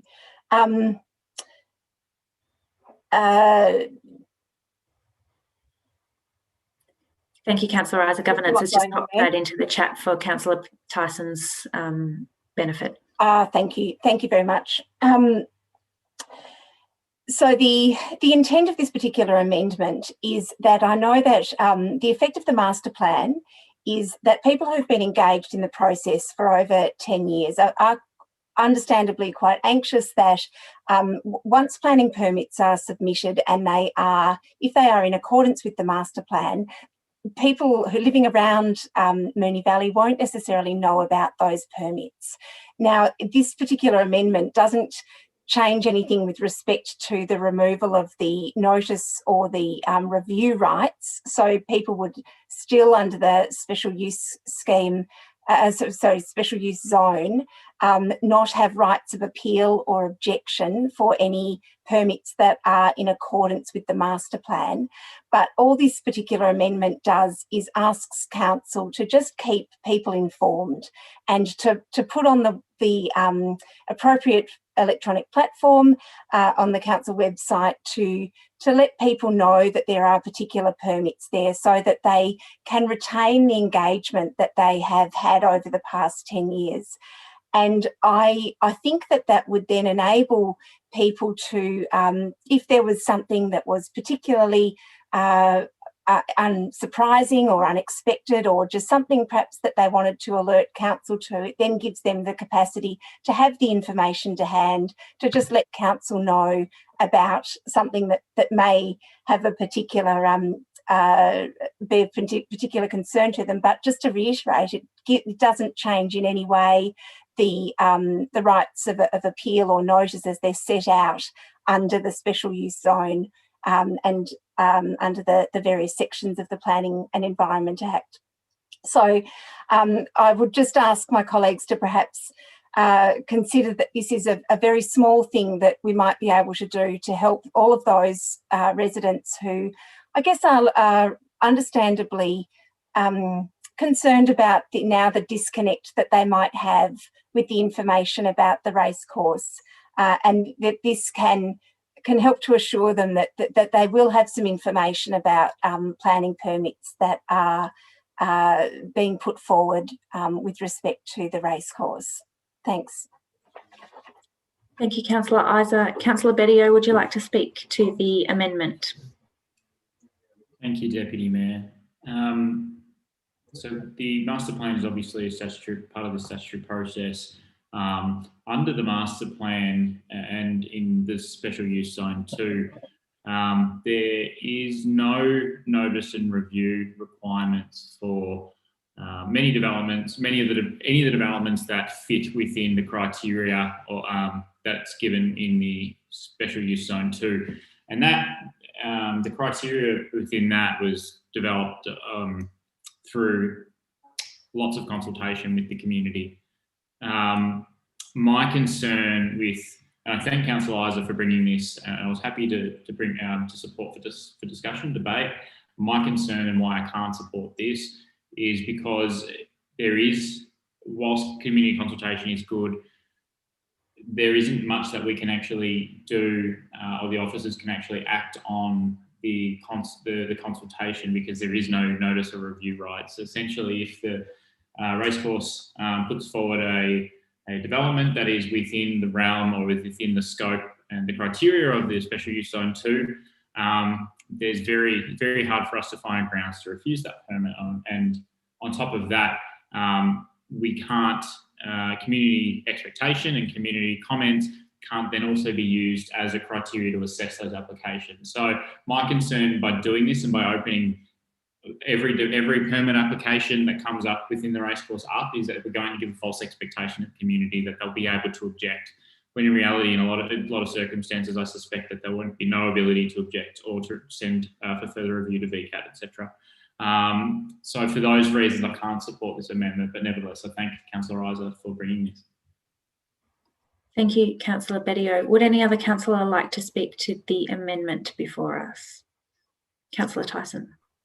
I'll quickly speak to it. Thanks, Deputy Mayor. I probably agree with a fair few of the points that Councillor Bedio made, but I think as well, a reason I probably won't be supporting this one, but thanks to Councillor Isa for bringing it to our consideration, I'm concerned a little bit by singling out for advertising on an electronic platform, which I presume could mean social media or some such. But also, I think maybe what a lot of people in the community might not realise is that a lot of things will be coming back to council, and that includes everything over 4 stories, things over a certain monetary value, or I know there is provision for politically sensitive. And I believe a lot of what we are talking about would be considered politically sensitive. So I do expect to see a lot of these applications. And I think maybe some of the intention behind Councillor Isa's will hopefully be, and sorry, just to clarify, I meant 10 million, not 1 million, but for that limit. But I thank Councillor Isa, and I do think that there will hopefully be the same outcome in terms of community consulting on this and getting the outcome that everyone wants and needs. Thanks. Thank you, Councillor Tyson. Would any other councillor like to speak to the amendment? Councillor Isa, would you like a right of reply?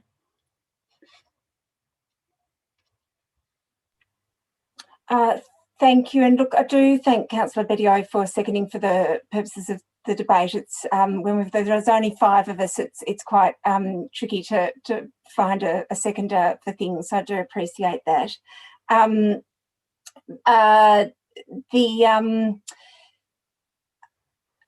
Just to pick up on a point that Councillor Tyson made, I take your point that some of the applications will come to council, and so I understand that what you were saying is that because they'll come to council, people will know about them. And I guess that the point of putting the permits on some sort of platform earlier is obviously that things come to the time frame between people knowing what council's deciding on is actually very short. And I think that's sort of what's happened over the past few days, is that people have only seen the master plan report to council on Friday, and then we're making a decision on it on Tuesday, and it's quite a small time frame. So the idea of the amendment was to give people a longer period of time to have a look, to raise any concerns with the applicant, and just make sure that, you know, that information flow, which can often really help improve developments if people are able to have those conversations, could take place. Thank you. Thank you, Councillor Isa. I'll put that amendment to the vote. All those in favour?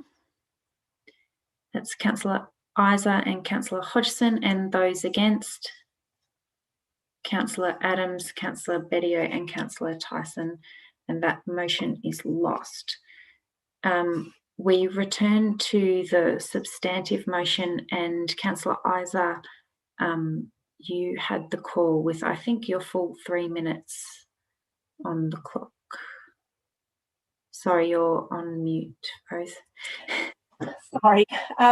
If I might just move one further amendment. Again, I understand that I may be requesting someone to just second for purposes of the debate, and I understand difficulties there, but if I may just move one further amendment before moving on. And that's a point, I think I'm still at point C, that council requests the Chief Executive Officer to communicate to the applicant the need for further discussion with residents living directly adjacent to the Moonee Valley Racecourse, SUZ2 in brackets land, and Moonee Ponds Primary School, with respect to amenity impacts that may result from the built form on Wilson Street and Thomas Street. Thank you, Councillor Isa. Do I have a seconder for that motion?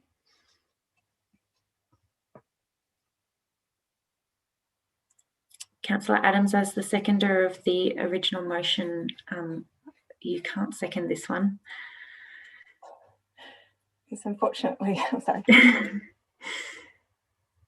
Councillor Isa, sorry, in the absence of a seconder, that amendment would lapse. Would you like to continue to speak to the original motion?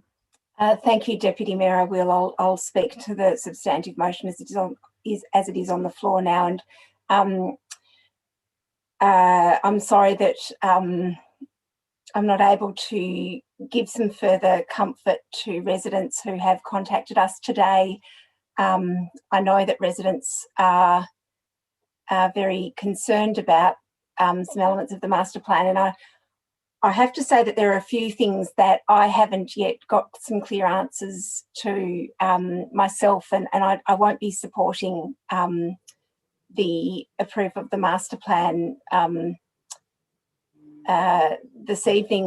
There are a couple of things that really trouble me. One of them in particular is the height of the Legends facility as it faces Wilson Street. I understand that we've been advised that the height measurements taken from the front of the building, which is Thomas Street, and that's where the meterage is assessed from. As a corner site, the longer, I think, or a very substantial part, I'm not exactly sure actually, but a very substantial part of the built form is along Wilson Street. And to discount that as a frontage for the purposes of assessing height, I think's a bit of a problem. I guess I'm really not sure to what extent, if a planning application is made that follows the envelope in the master plan, to what extent council then can't apply the height limits that might be otherwise direct that Wilson Street frontage to be somewhat lower. So that's just one of a couple of things that I still have some concerns around. I guess I understand that the amenity issues, we've been advised that the amenity issues are going to be addressed at the permit stage. But I guess given that anything in accordance with the master plan doesn't allow for review rights, it means that all those people who are going to be most affected by light spill or noise or traffic won't actually have any rights to put their objections to council or to further appeals. And so we won't necessarily have all of those mechanisms in place for people to really get the protection for their amenity that they would normally if a large building was being built across the road. This master plan process, excuse me, removes those appeal rights. Deputy Mayor, if I may just ask for a brief extension, I'll try to wrap up quickly. Thank you, Councillor Isa. Another minute will be fine. Some of the other issues that I feel haven't quite been addressed are questions of wind impacts, questions along Wilson Street, particularly interacting with the primary school, that interaction with pedestrians, trucks, how the car park and movements in and out of the car park and the parking for the school will all, how all of that will be managed. The other point is the balconies and terraces on the grandstand overlooking Wilson Street and Thomas Street. The criteria against which noise amenity will be assessed and lighting from the grandstand. So I would have liked to defer this for a couple of weeks to try to make sure that we were putting in place all of the protections that we possibly could for residents, make sure we weren't missing anything. So I won't be supporting the master plan as it is. Thank you, Deputy Mayor. Thank you, Councillor Isa. Would any other councillor like to speak to the motion? No, I'll put that to, sorry, Councillor Bedio. Sorry, Deputy Mayor. Sorry, I just wanted to touch on, I guess, I'm really excited by this master plan. Noting there are concerns raised, I still think across all of our discussions around the racecourse redevelopment, we're not really discussing the potential and I think the potential gains for us as a community. Whilst I understand there's amenity considerations and traffic considerations and all those sort of things that need to take place, Moonee Vale Racecourse has been with us for over 100 years, and it's moving on to the next stage of its life. And us developing more into a metropolitan city, I'm really excited to see how we can utilise this space and work with the racecourse, in particular with the infill, to maximise its use, to run exhibitions, to run concerts, to run things that bring people to our city, on top of the amazing race days that are hosted there. As I mentioned before, this is a statutory process. This is the next step of the process. And after this, we're beginning, the racecourse will begin the detailed designs for each of the components. And yes, some of those, a lot of those might not be advertised to the community, but they'll still need to be considered and looked at by the officers against the decision guidelines in the special use zone 2. And that includes in the decision guidelines of the SUZ2 zone, the effect of the development on the amenity of the neighbourhood, including the effects of noise, lighting and overshadowing. So there is still provisions for our officers to take things like that into consideration when deciding the permits, even though the applications don't get listed for notice and review. So I trust our officers to make this judgment. There has been significant consultation done with the community across this whole lifespan of this redevelopment. And really it's only just beginning. So I do applaud the racecourse for the consultation that they have done and are currently still doing. The racecourse currently actually has a community reference group that meets on a quarterly basis with different stakeholders within the community, and that touches on a broad range of elements of the racecourse redevelopment. So that consultation is being done. I generally don't support the notion of a working group. I think a working group for the use of the land within the racecourse, the infill is not necessary. At the end of the day, it's private land. Essentially, the racecourse has said to us, the racing club has said to us that they are willing to work with us and work with the community to get good community outcomes for the infield. So I don't necessarily think it's warranted to push for a working group. Nevertheless, I'm happy to see the master plan be approved so that we can advance this process and we can move on to the next steps. And hopefully very soon we'll be all able to go to the Cox Plate in person in shiny new grandstand, and we'll be able to enjoy the many benefits that the racecourse will bring. So for that, I'd be happy to support this motion, noting that I don't really support the idea of a working group, but I want to see us accept and support this master plan. Thank you. Thank you, Councillor Bedio, and my apologies to councillors. I missed the opportunity for a right of reply. So Councillor Isa, would you like a right of reply as a mover of an amendment? No? I don't get one because it wasn't carried. Oh, sorry. Thank you. Councillor Tyson, as the mover of the motion, would you like to close? Thanks, Deputy Mayor. Look, I think taking on board what colleagues have said, just maybe want to respond to a couple of those points. Councillor Bedio, I think, is correct that we should be celebrating the great things in this plan, and a revamp for really one of the crowns in the jewels in the crown of our local area and Moonee Valley. I think as well, it's particularly exciting to look at what we can do in terms of planning into the future, into the 2030s, 40s, 50s, more active transport, more mixed use, everything else that goes with this precinct, I think is really going to lift Moonee Valley Racecourse into the 21st century, and at the very least be, one of the top racecourses in Australia. So I think it's exciting. And to some of the points as well, Councillor Bedio mentioned the working group. I'm hoping that what I've proposed here is an acceptable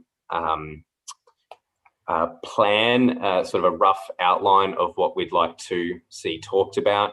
I have some concerns as well about anything sort of binding or where we might not foresee the consequences of it. And that's why I know that Moonee Valley Racing Club is keen to work with us, with the community, with the stakeholders and the special groups in the area to get the best outcome. And Deputy Mayor, just anticipating I might run over, I might request another minute if that's okay. Granted, thank you. Thanks. And now look to Councillor Isa's points.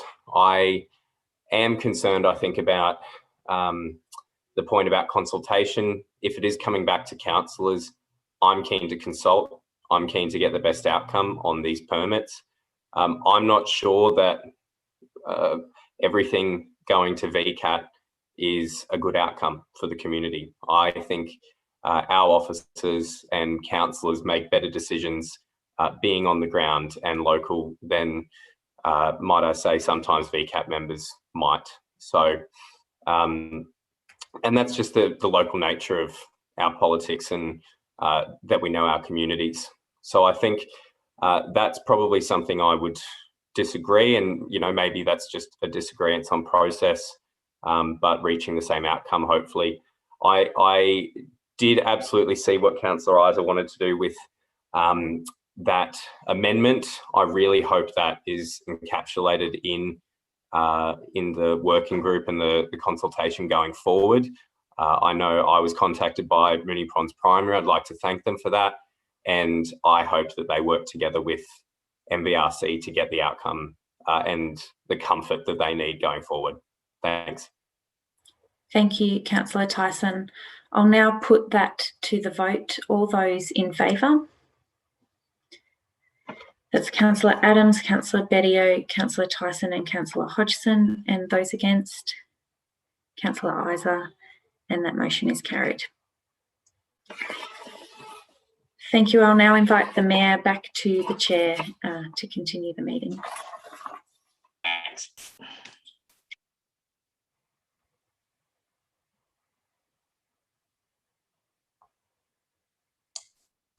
That's Councillor Adams, Councillor Bedio, Councillor Tyson and Councillor. Thank you, Deputy Mayor. Item 10.11 on the agenda is governance rules and election period policy. Do I have a motion?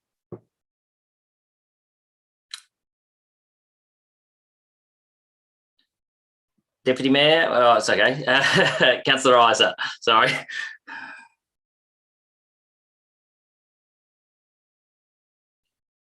Sorry, did the Deputy Mayor wish to move the motion? No? Okay. No, I'll move a motion. thank you, Councillor Isa. That Council resolves to endorse the draft governance rules, including the election period policy for public consultation provided as attachment 1 with the following amendments.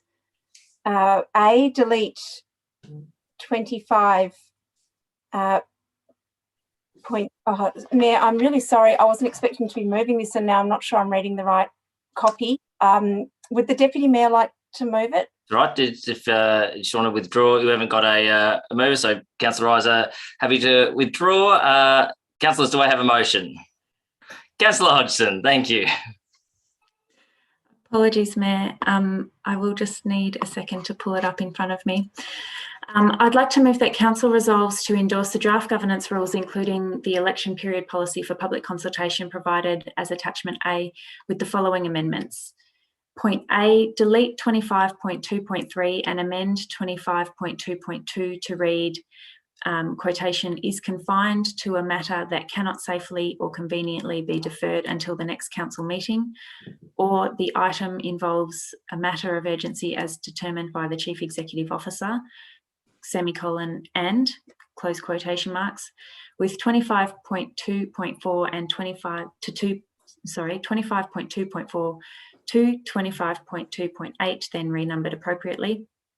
Point B, amend 44.2 to read, quotation, A point of clarification should be limited to the facts and should not seek opinions of members of council staff beyond what is expressed in a report, but may seek clarification of facts, but not opinion, related to a notice of motion or item of urgent business from members of council staff or the mover of the motion, end quotation. A point C, include chapter 6(1), informal meetings of councillors from previous governance rules in the new rules under chapter 7. And point D, remove the words, quotations, the amendment or, end quotation, and from, and add the word substantive, in quotations, to 31.4 so that it reads, quotation, a mover of an amendment has no right of reply or closing statement before the substantive motion is put to the vote, end quotation. Thank you, Councillor Hodgson. Do I have a seconder for that motion? Councillor Isa. Councillor Hodgson, do you wish to speak to the motion? I'm sorry for that confusion, Mayor and councillors. The governance rules, as they stand, they dictate behaviour and decision-making processes for councillors, and they also dictate our meeting rules. The governance rules, as they are, there are some improvements that we as councillors operating under the meeting rules think would help improve the flow of meetings, and subsequently there's been a lot of work going with comparisons to the model rules that have been put forward for councils to consider. And so our governance rules have been reviewed by council officers, by councillors, and by our legal advisors, with this new draft being put out for community consultation. The amendments that I've suggested here are really just with councillors who are the primary users of the governance rules. We've gone through, and there are a few particular areas from the officer's recommendation that we felt would be could use a little bit of tweaking. The point A speaks to matters that can be brought as urgent business, and there was a bit of confusion around the use of and or, which we felt by combining two of the or clauses together just resolves that confusion. So each of those three items 25.2.1, 2 and 3 will now all be linked by an and. So point B speaks to where a point of clarification can be sought either from council officers or from the mover of the motion. So we felt that that is quite a useful thing, particularly when relating to notice of motion and item of urgent business which are brought by councillors. It's often useful to be able to seek clarification from the mover of those motions. Point C refers to reporting of informal meetings of councillors, being those meetings including 5 councillors or more and an officer. That was, you would have seen some previous reports come through council reporting on our strategic briefings and other informal meetings. So we just felt it was a good practice for that to continue. And in point D, removing the words the amendment or and adding substantive just clarifies that I got myself a little bit twisted in chairing the meeting just before, that the mover of an amendment has no right of reply to the substantive motion. So we felt that will just improve the flow of the meetings, but they do retain the right of reply when speaking and voting on the amendment that they've moved.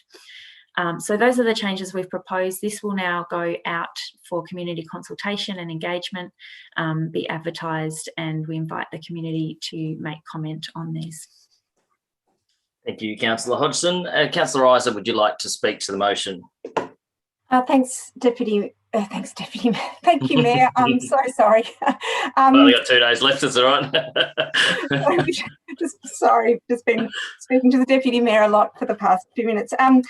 There are a lot of changes in these governance rules, and so it's going out for consultation. Obviously, the people that these impact the most are the 9 of us in the room, as these governance rules are really what govern the way that we engage in debate with each other. But anybody watching the meetings would see that the rules really do matter. That it does matter when and who and how someone might be able to raise a particular point, how you can raise a point of clarification.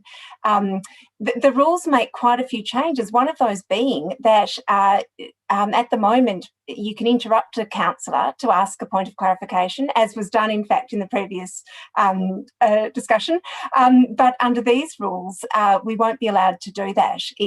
We'll need to wait till the person finishes speaking, and I will find that quite useful, because when you are speaking and if someone does interrupt your train of thought, it's quite hard to continue speaking coherently. There are a lot, as I say, there are quite a few changes here. Some of them are really minor.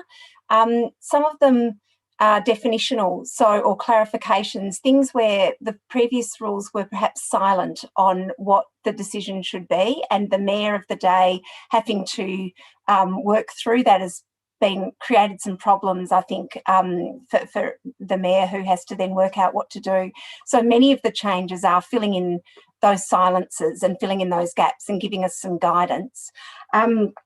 There's some definitions around what a point of order is, and some further clarity around when points of order can be brought, which I think we'll all really appreciate, because that's been something else that we've perhaps struggled with a bit this year, is to know when a point of order can perhaps be brought, and that clarity will be welcome. There are also some new propositions around when urgent business or notices of motion can be brought, and we've had quite a few motions and urgent business this year, so we do need to be sure that we've got the right criteria in place around when we can bring those, because they are quite significant propositions to put before council. Also, the rules do have a new point that allow the chief executive, or that the chair should allow the chief executive officer the opportunity to correct factual errors that arise during a meeting. And I know that that's something else that we've struggled with a bit this year, when we haven't been quite sure how to best clarify questions of fact. So these are going out for some consultation, and look forward to any feedback. Councillor Tyson. Mayor, in the spirit of the government rules, I'd like to move clause 46.4.3 that the motion now be put. So we have a procedural motion that the motion be put under our hopefully soon to be outdated governance rules. I will seek a seconder for Councillor Tyson's motion that they be put. Councillor Sypek. So I will put to the vote whether or not the motion should be put. All those in favour of the motion being put? Councillor Tyson, Councillor Sypek, Councillor Bedio. Those against? Councillor Nation, Councillor Adams, Councillor Isaac, Councillor Hodgson, Councillor Byrne. That motion is lost. Councillor Isaac, you have 4 seconds left on the clock. Just enough to say that rule will not be changed, Councillor Tyson. I don't believe under the new rules. You may or may not be pleased to know. Thank you. Thank you, Councillor Isaac. Does any other councillor wish to speak to the motion?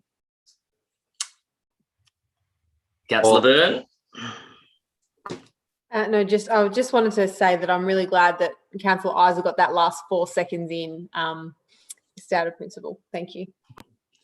You, Councillor Byrne. Lee from Governance runs a very tight ship with the clock, so I thank him for his continual updates as well. Any other councillor wish to speak to the motion? Councillor Tyson. I'm glad to hear it, Councillor Isaac, and I'm looking forward to moving many more closure motions with 4 seconds to go. Thanks. Thank you, Councillor Tyson. Does any other councillor wish to speak to the motion?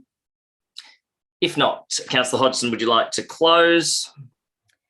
No, Mayor, I think we're all keen to vote on this one. Excellent. I will now put that motion to the vote. All those in favour? And that is carried unanimously. Item 10.12 12 on the agenda is Councillor Expenses Quarterly Report Quarter 1 2021/2022. Councillors, do I have a motion? Councillor Byrne. Happy to move the officer's recommendation. Thank you, Councillor Byrne. Do I have a seconder? Councillor Tyson. Councillor Byrne, do you wish to speak to the motion?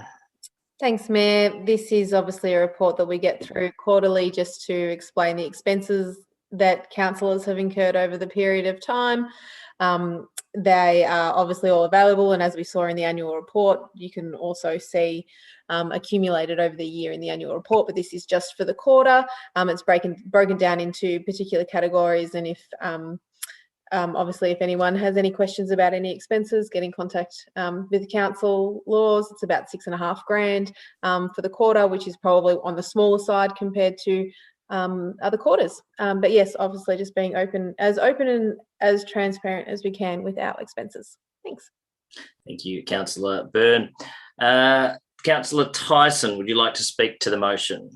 Nothing much more to add, Mayor, apart from apparently I spent $45.91 on training and development. So that was some great development that I apparently had. I'm not sure what line item that is, but that's all. Thank you, Councillor Tyson. Any other councillor wish to speak to the motion? If Councillor Bedio. I just want to add, just following with Councillor Byrne's comments, we are a very cheap workforce, but a lot of us work a lot. We work really hard.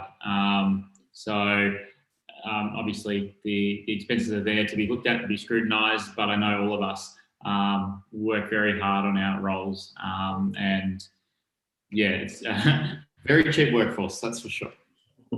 Thank you, Councillor Bedio. Any other councillor wish to speak to the motion? If not, Councillor Byrne, you wish to close? I shall put that to the vote. All those in favour? It's carried unanimously. Councillors, report 10.13 is Contract Award, Cash and Banking Services Contract. Councillors, do I have a motion? Councillor Adams. Thanks, Mayor. I'll move the officer's recommendation, please. Thank you, Councillor Adams. Do I have a seconder? Councillor Byrne. Councillor Adams, do you wish to speak to the motion? I will, thanks, Mayor. The officer's recommendation is that Council approve the engagement of Westpac to provide cash and banking services to the Council for the next 5 years, with an option to extend for 2 further 2-year terms. Council's cash and banking services are currently provided by Westpac under a state government purchase contract that commenced in January 2012. Officers have recommended that Council continue to use Westpac for its cash and banking services, as Westpac has provided reliable and robust systems and processes, and I'm happy to support, as a competitive tender process has been undertaken by the state government for cash and banking services, and confirms that Westpac is providing a competitive service. Thanks. Thank you, Councillor Adams. Councillor Byrne, do you wish to speak to the motion? Any other councillor wish to speak to the motion? If not, I'll put that to the vote. All those in favour?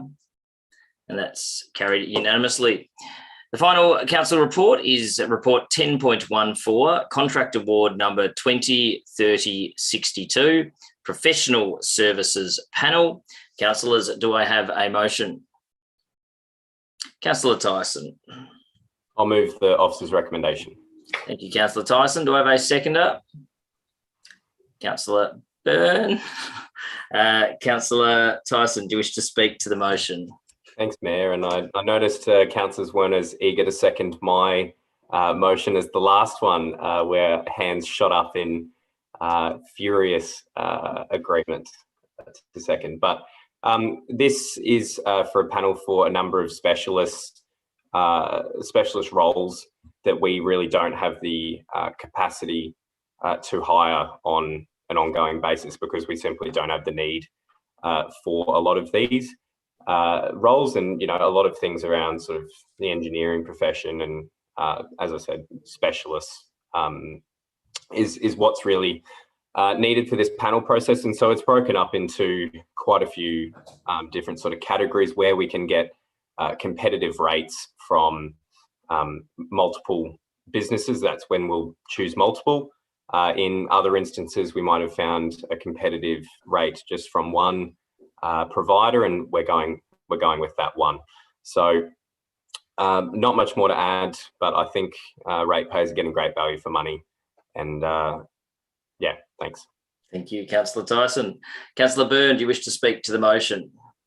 Thanks, Mayor. Just that it's for up to $7.5 million. The maximum contract value of $7.5 million is recommended for the 5-year term, and there are 17 suppliers for those watching at home and don't have the agenda in front of them. Thanks. Thank you, Councillor Byrne. Any other councillor wish to speak to the motion? If not, Councillor Tyson, you wish to close? I'll put that to the vote. All those in favour? And that's carried unanimously. Well done, councillors. That concludes the council reports section of the meeting. We now move to item 11, which is notices of motion, and there are none. We'll move to item 12, urgent business, and I'll call on councillors if there is an item of urgent business that needs to be raised at this meeting. Councillor Sypek. Thank you, Mr. Mayor. I'm putting forward that council resolve to submit an application to the Victorian government under the World. Councillor Sypek, we need to have the item accepted as urgent business first, so we just need the motion for it to be heard as urgent business first. Oh, okay. It's in regards to applying for a grant to the Victorian government for the World Game Facility Fund. Thank you, Councillor Sypek. Do I have a seconder to accept the item of urgent business? Mayor, Yes, no. Councillor Isa. I was just seeking clarity that the motion was as read on page 26 of the So I've just the motion that Councillor Sypek has put was just to hear an item. We might have to get that wording again, because I think maybe some was taken off the end of it. Councillor Sypek, would you, just before we seek a seconder, would you just be able to Sure. repeat the wording? I think it's that top of page 26. The motion to be heard as urgent item is that an item for the World Game Facility Fund submission be considered urgent under our governance rule 21.1 since the distribution of the agenda as the winter tenant club Strathmore has requested the council consider applying for the grant, and governance rule 21.2, it cannot be deferred until the next council meeting as the grant application closes this Wednesday, the 27th of October, and that the matter will need to be resolved tonight. Thank you, Councillor Sypek. I will seek a seconder for that motion. Yeah, Councillor Bedio. Now, Councillor Sypek, do you want to speak just to why it's urgent, not the actual motion that will be heard, but just why it's urgent?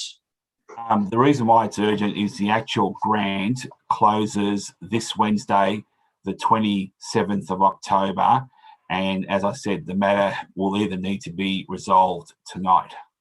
Thank you, Councillor Sypek. Councillor Bedio, you wish to speak to its urgency? No. Any other councillor wish to speak to the item's urgency? Councillor Byrne. Thanks, Mayor. I will, and I wasn't going to, but I've noticed that something's popped up in the chat in terms of why we are seeking as urgent. So with the World Game Facilities Fund, all councillors were aware of the World Game Facilities Fund and the timelines relating to it. And there was emails that went around. So it's kind of interesting that if we're allowing a club to request we submit to a grant, then we're going to call upon urgent business. It's just a really interesting, I suppose, precedent that we're potentially setting, that we will respond to items within a council agenda as classified as urgent because there's been a late email when we were all aware of the grant.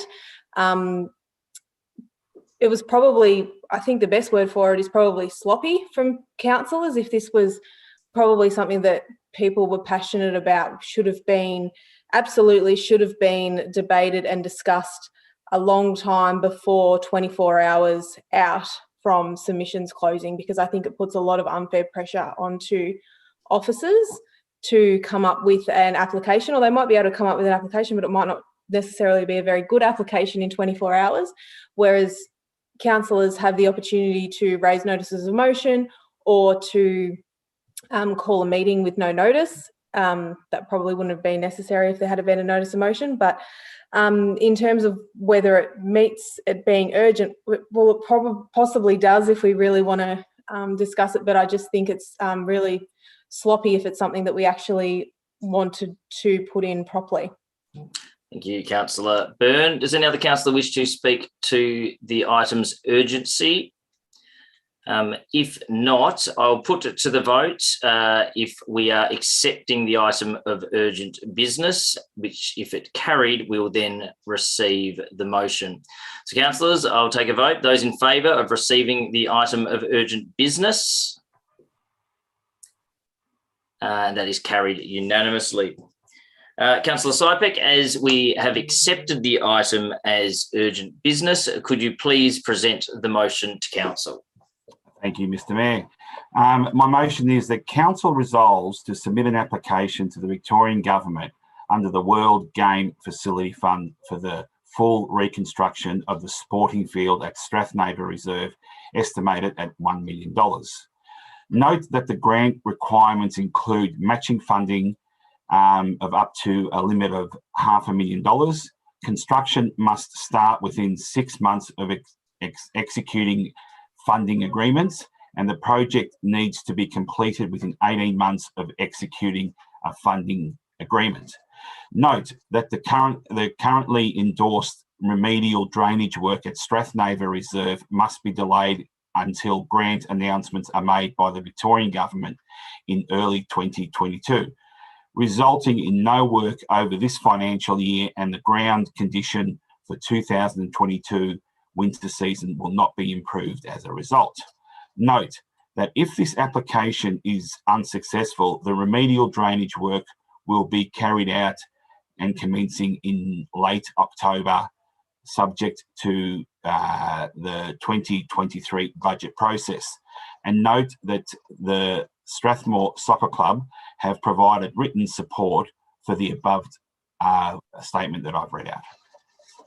Thank you, Councillor Sypek. Do I have a seconder for that motion? Councillor Isa.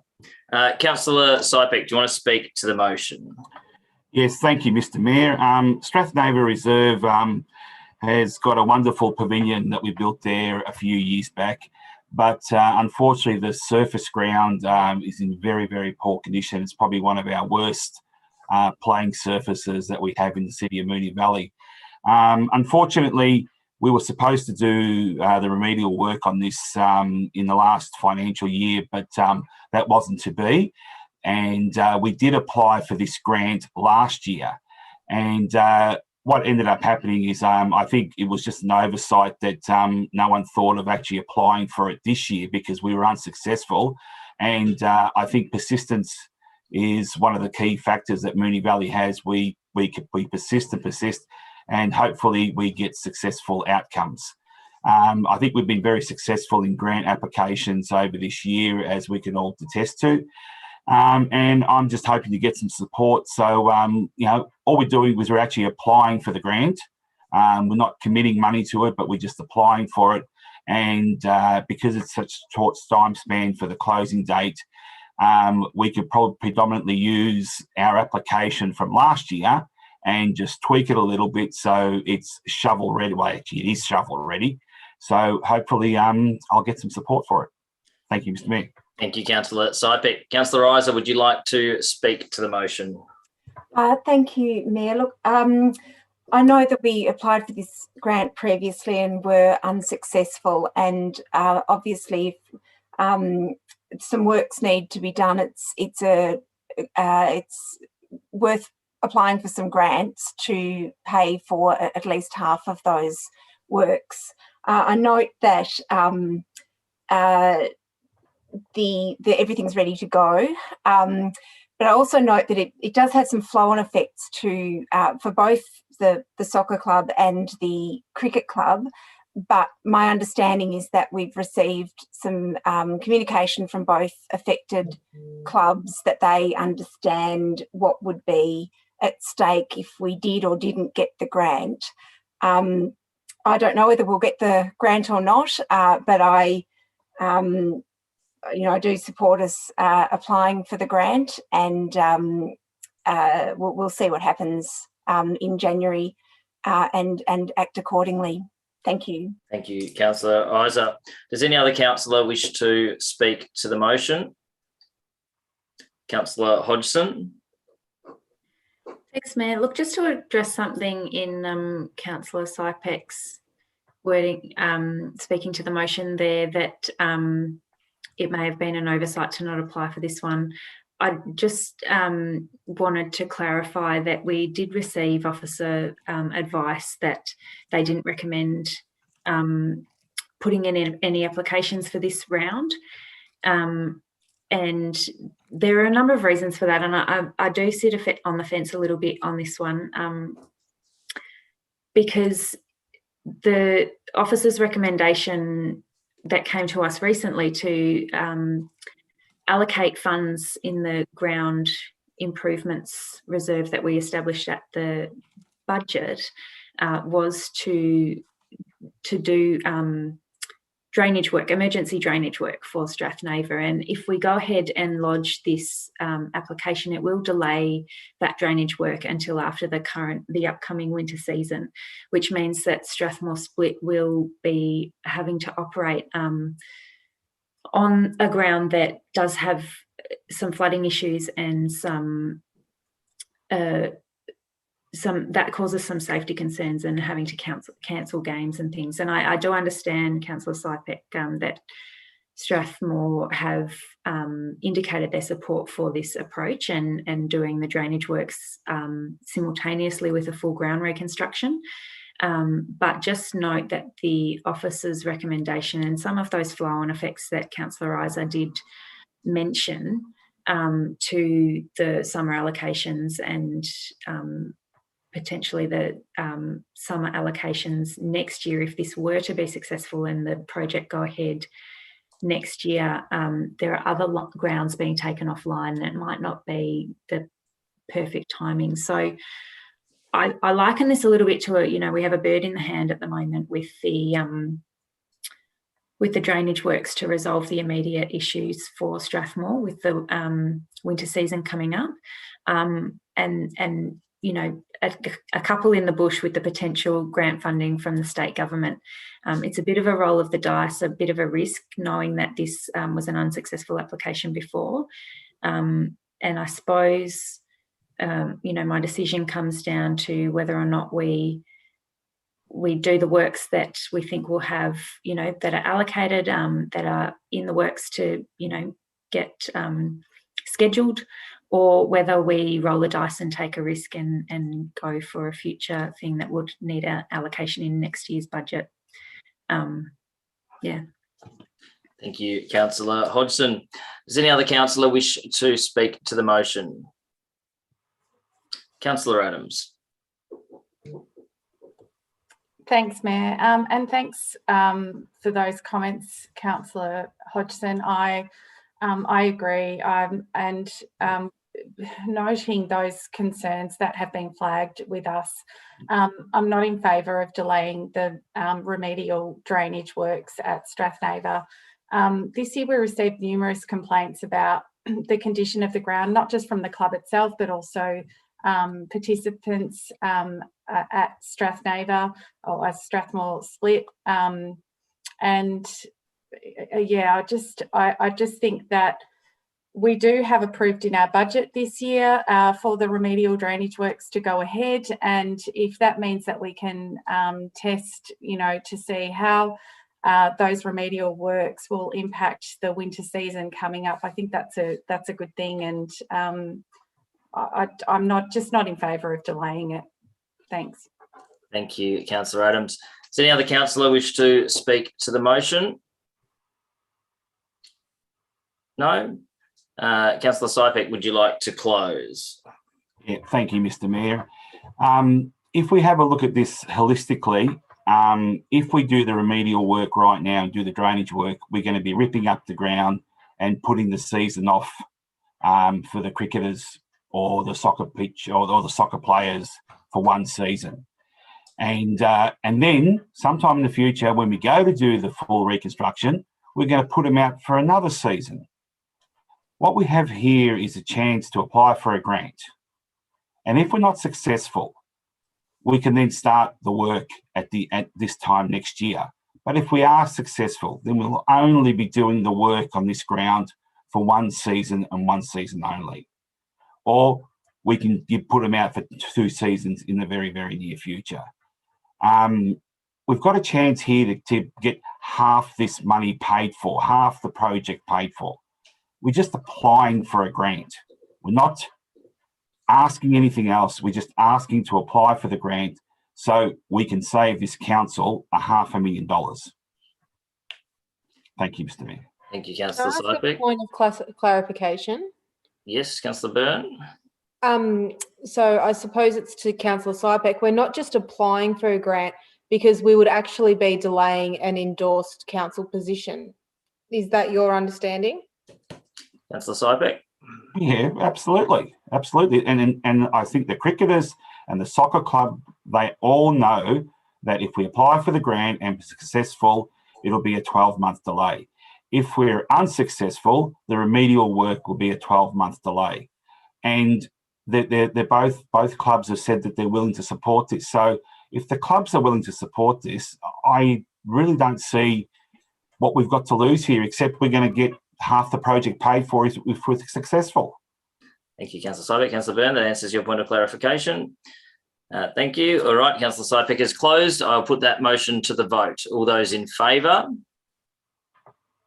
Councillor Sypek, Councillor Isa, Councillor Bedio. Those against?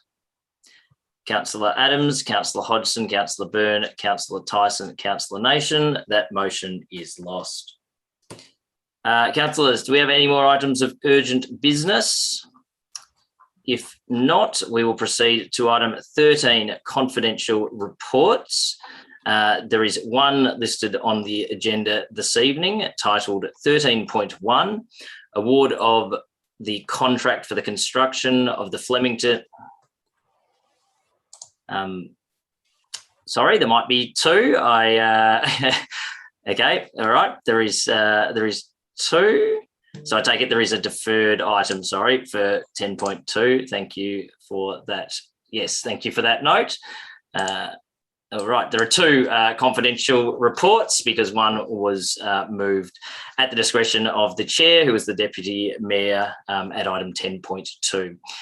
The first item, 13.1, award of the contract for the construction of the Flemington Community Hub. Now, before we can hear that report, we'll have to seek a motion that the meeting be closed to members of the public in accordance with section 66(2) of the Local Government Act 2020 to allow for consideration of confidential information under the following sections. G, private commercial information, being information provided by a business, commercial or financial undertaking that 1, relates to trade secrets, and 2, if released, would unreasonably expose the business, commercial or financial undertaking to disadvantage. The report on contains confidential operational financial information. I'll seek a mover. Councillor Hodgson, a seconder. Councillor Byrne. I'll put that to the vote. All those in favour? And that's carried unanimously. So for those watching online, this is where the live stream ends. We thank you for joining us tonight. As mentioned at the start, a full agenda with some very exciting items, including our council plan now endorsed and our draft advocacy strategy. Obviously, this is our last ordinary meeting before our statutory meeting. Our stat meeting will be on Thursday, the 28th of October at 6:30 p.m. via Zoom, where the 9 councillors shall elect a new mayor and deputy mayor for the coming 12 months. So I encourage you all to log on and join us on Thursday evening. But that is where we leave you now. So good evening, and we'll see you on Thursday.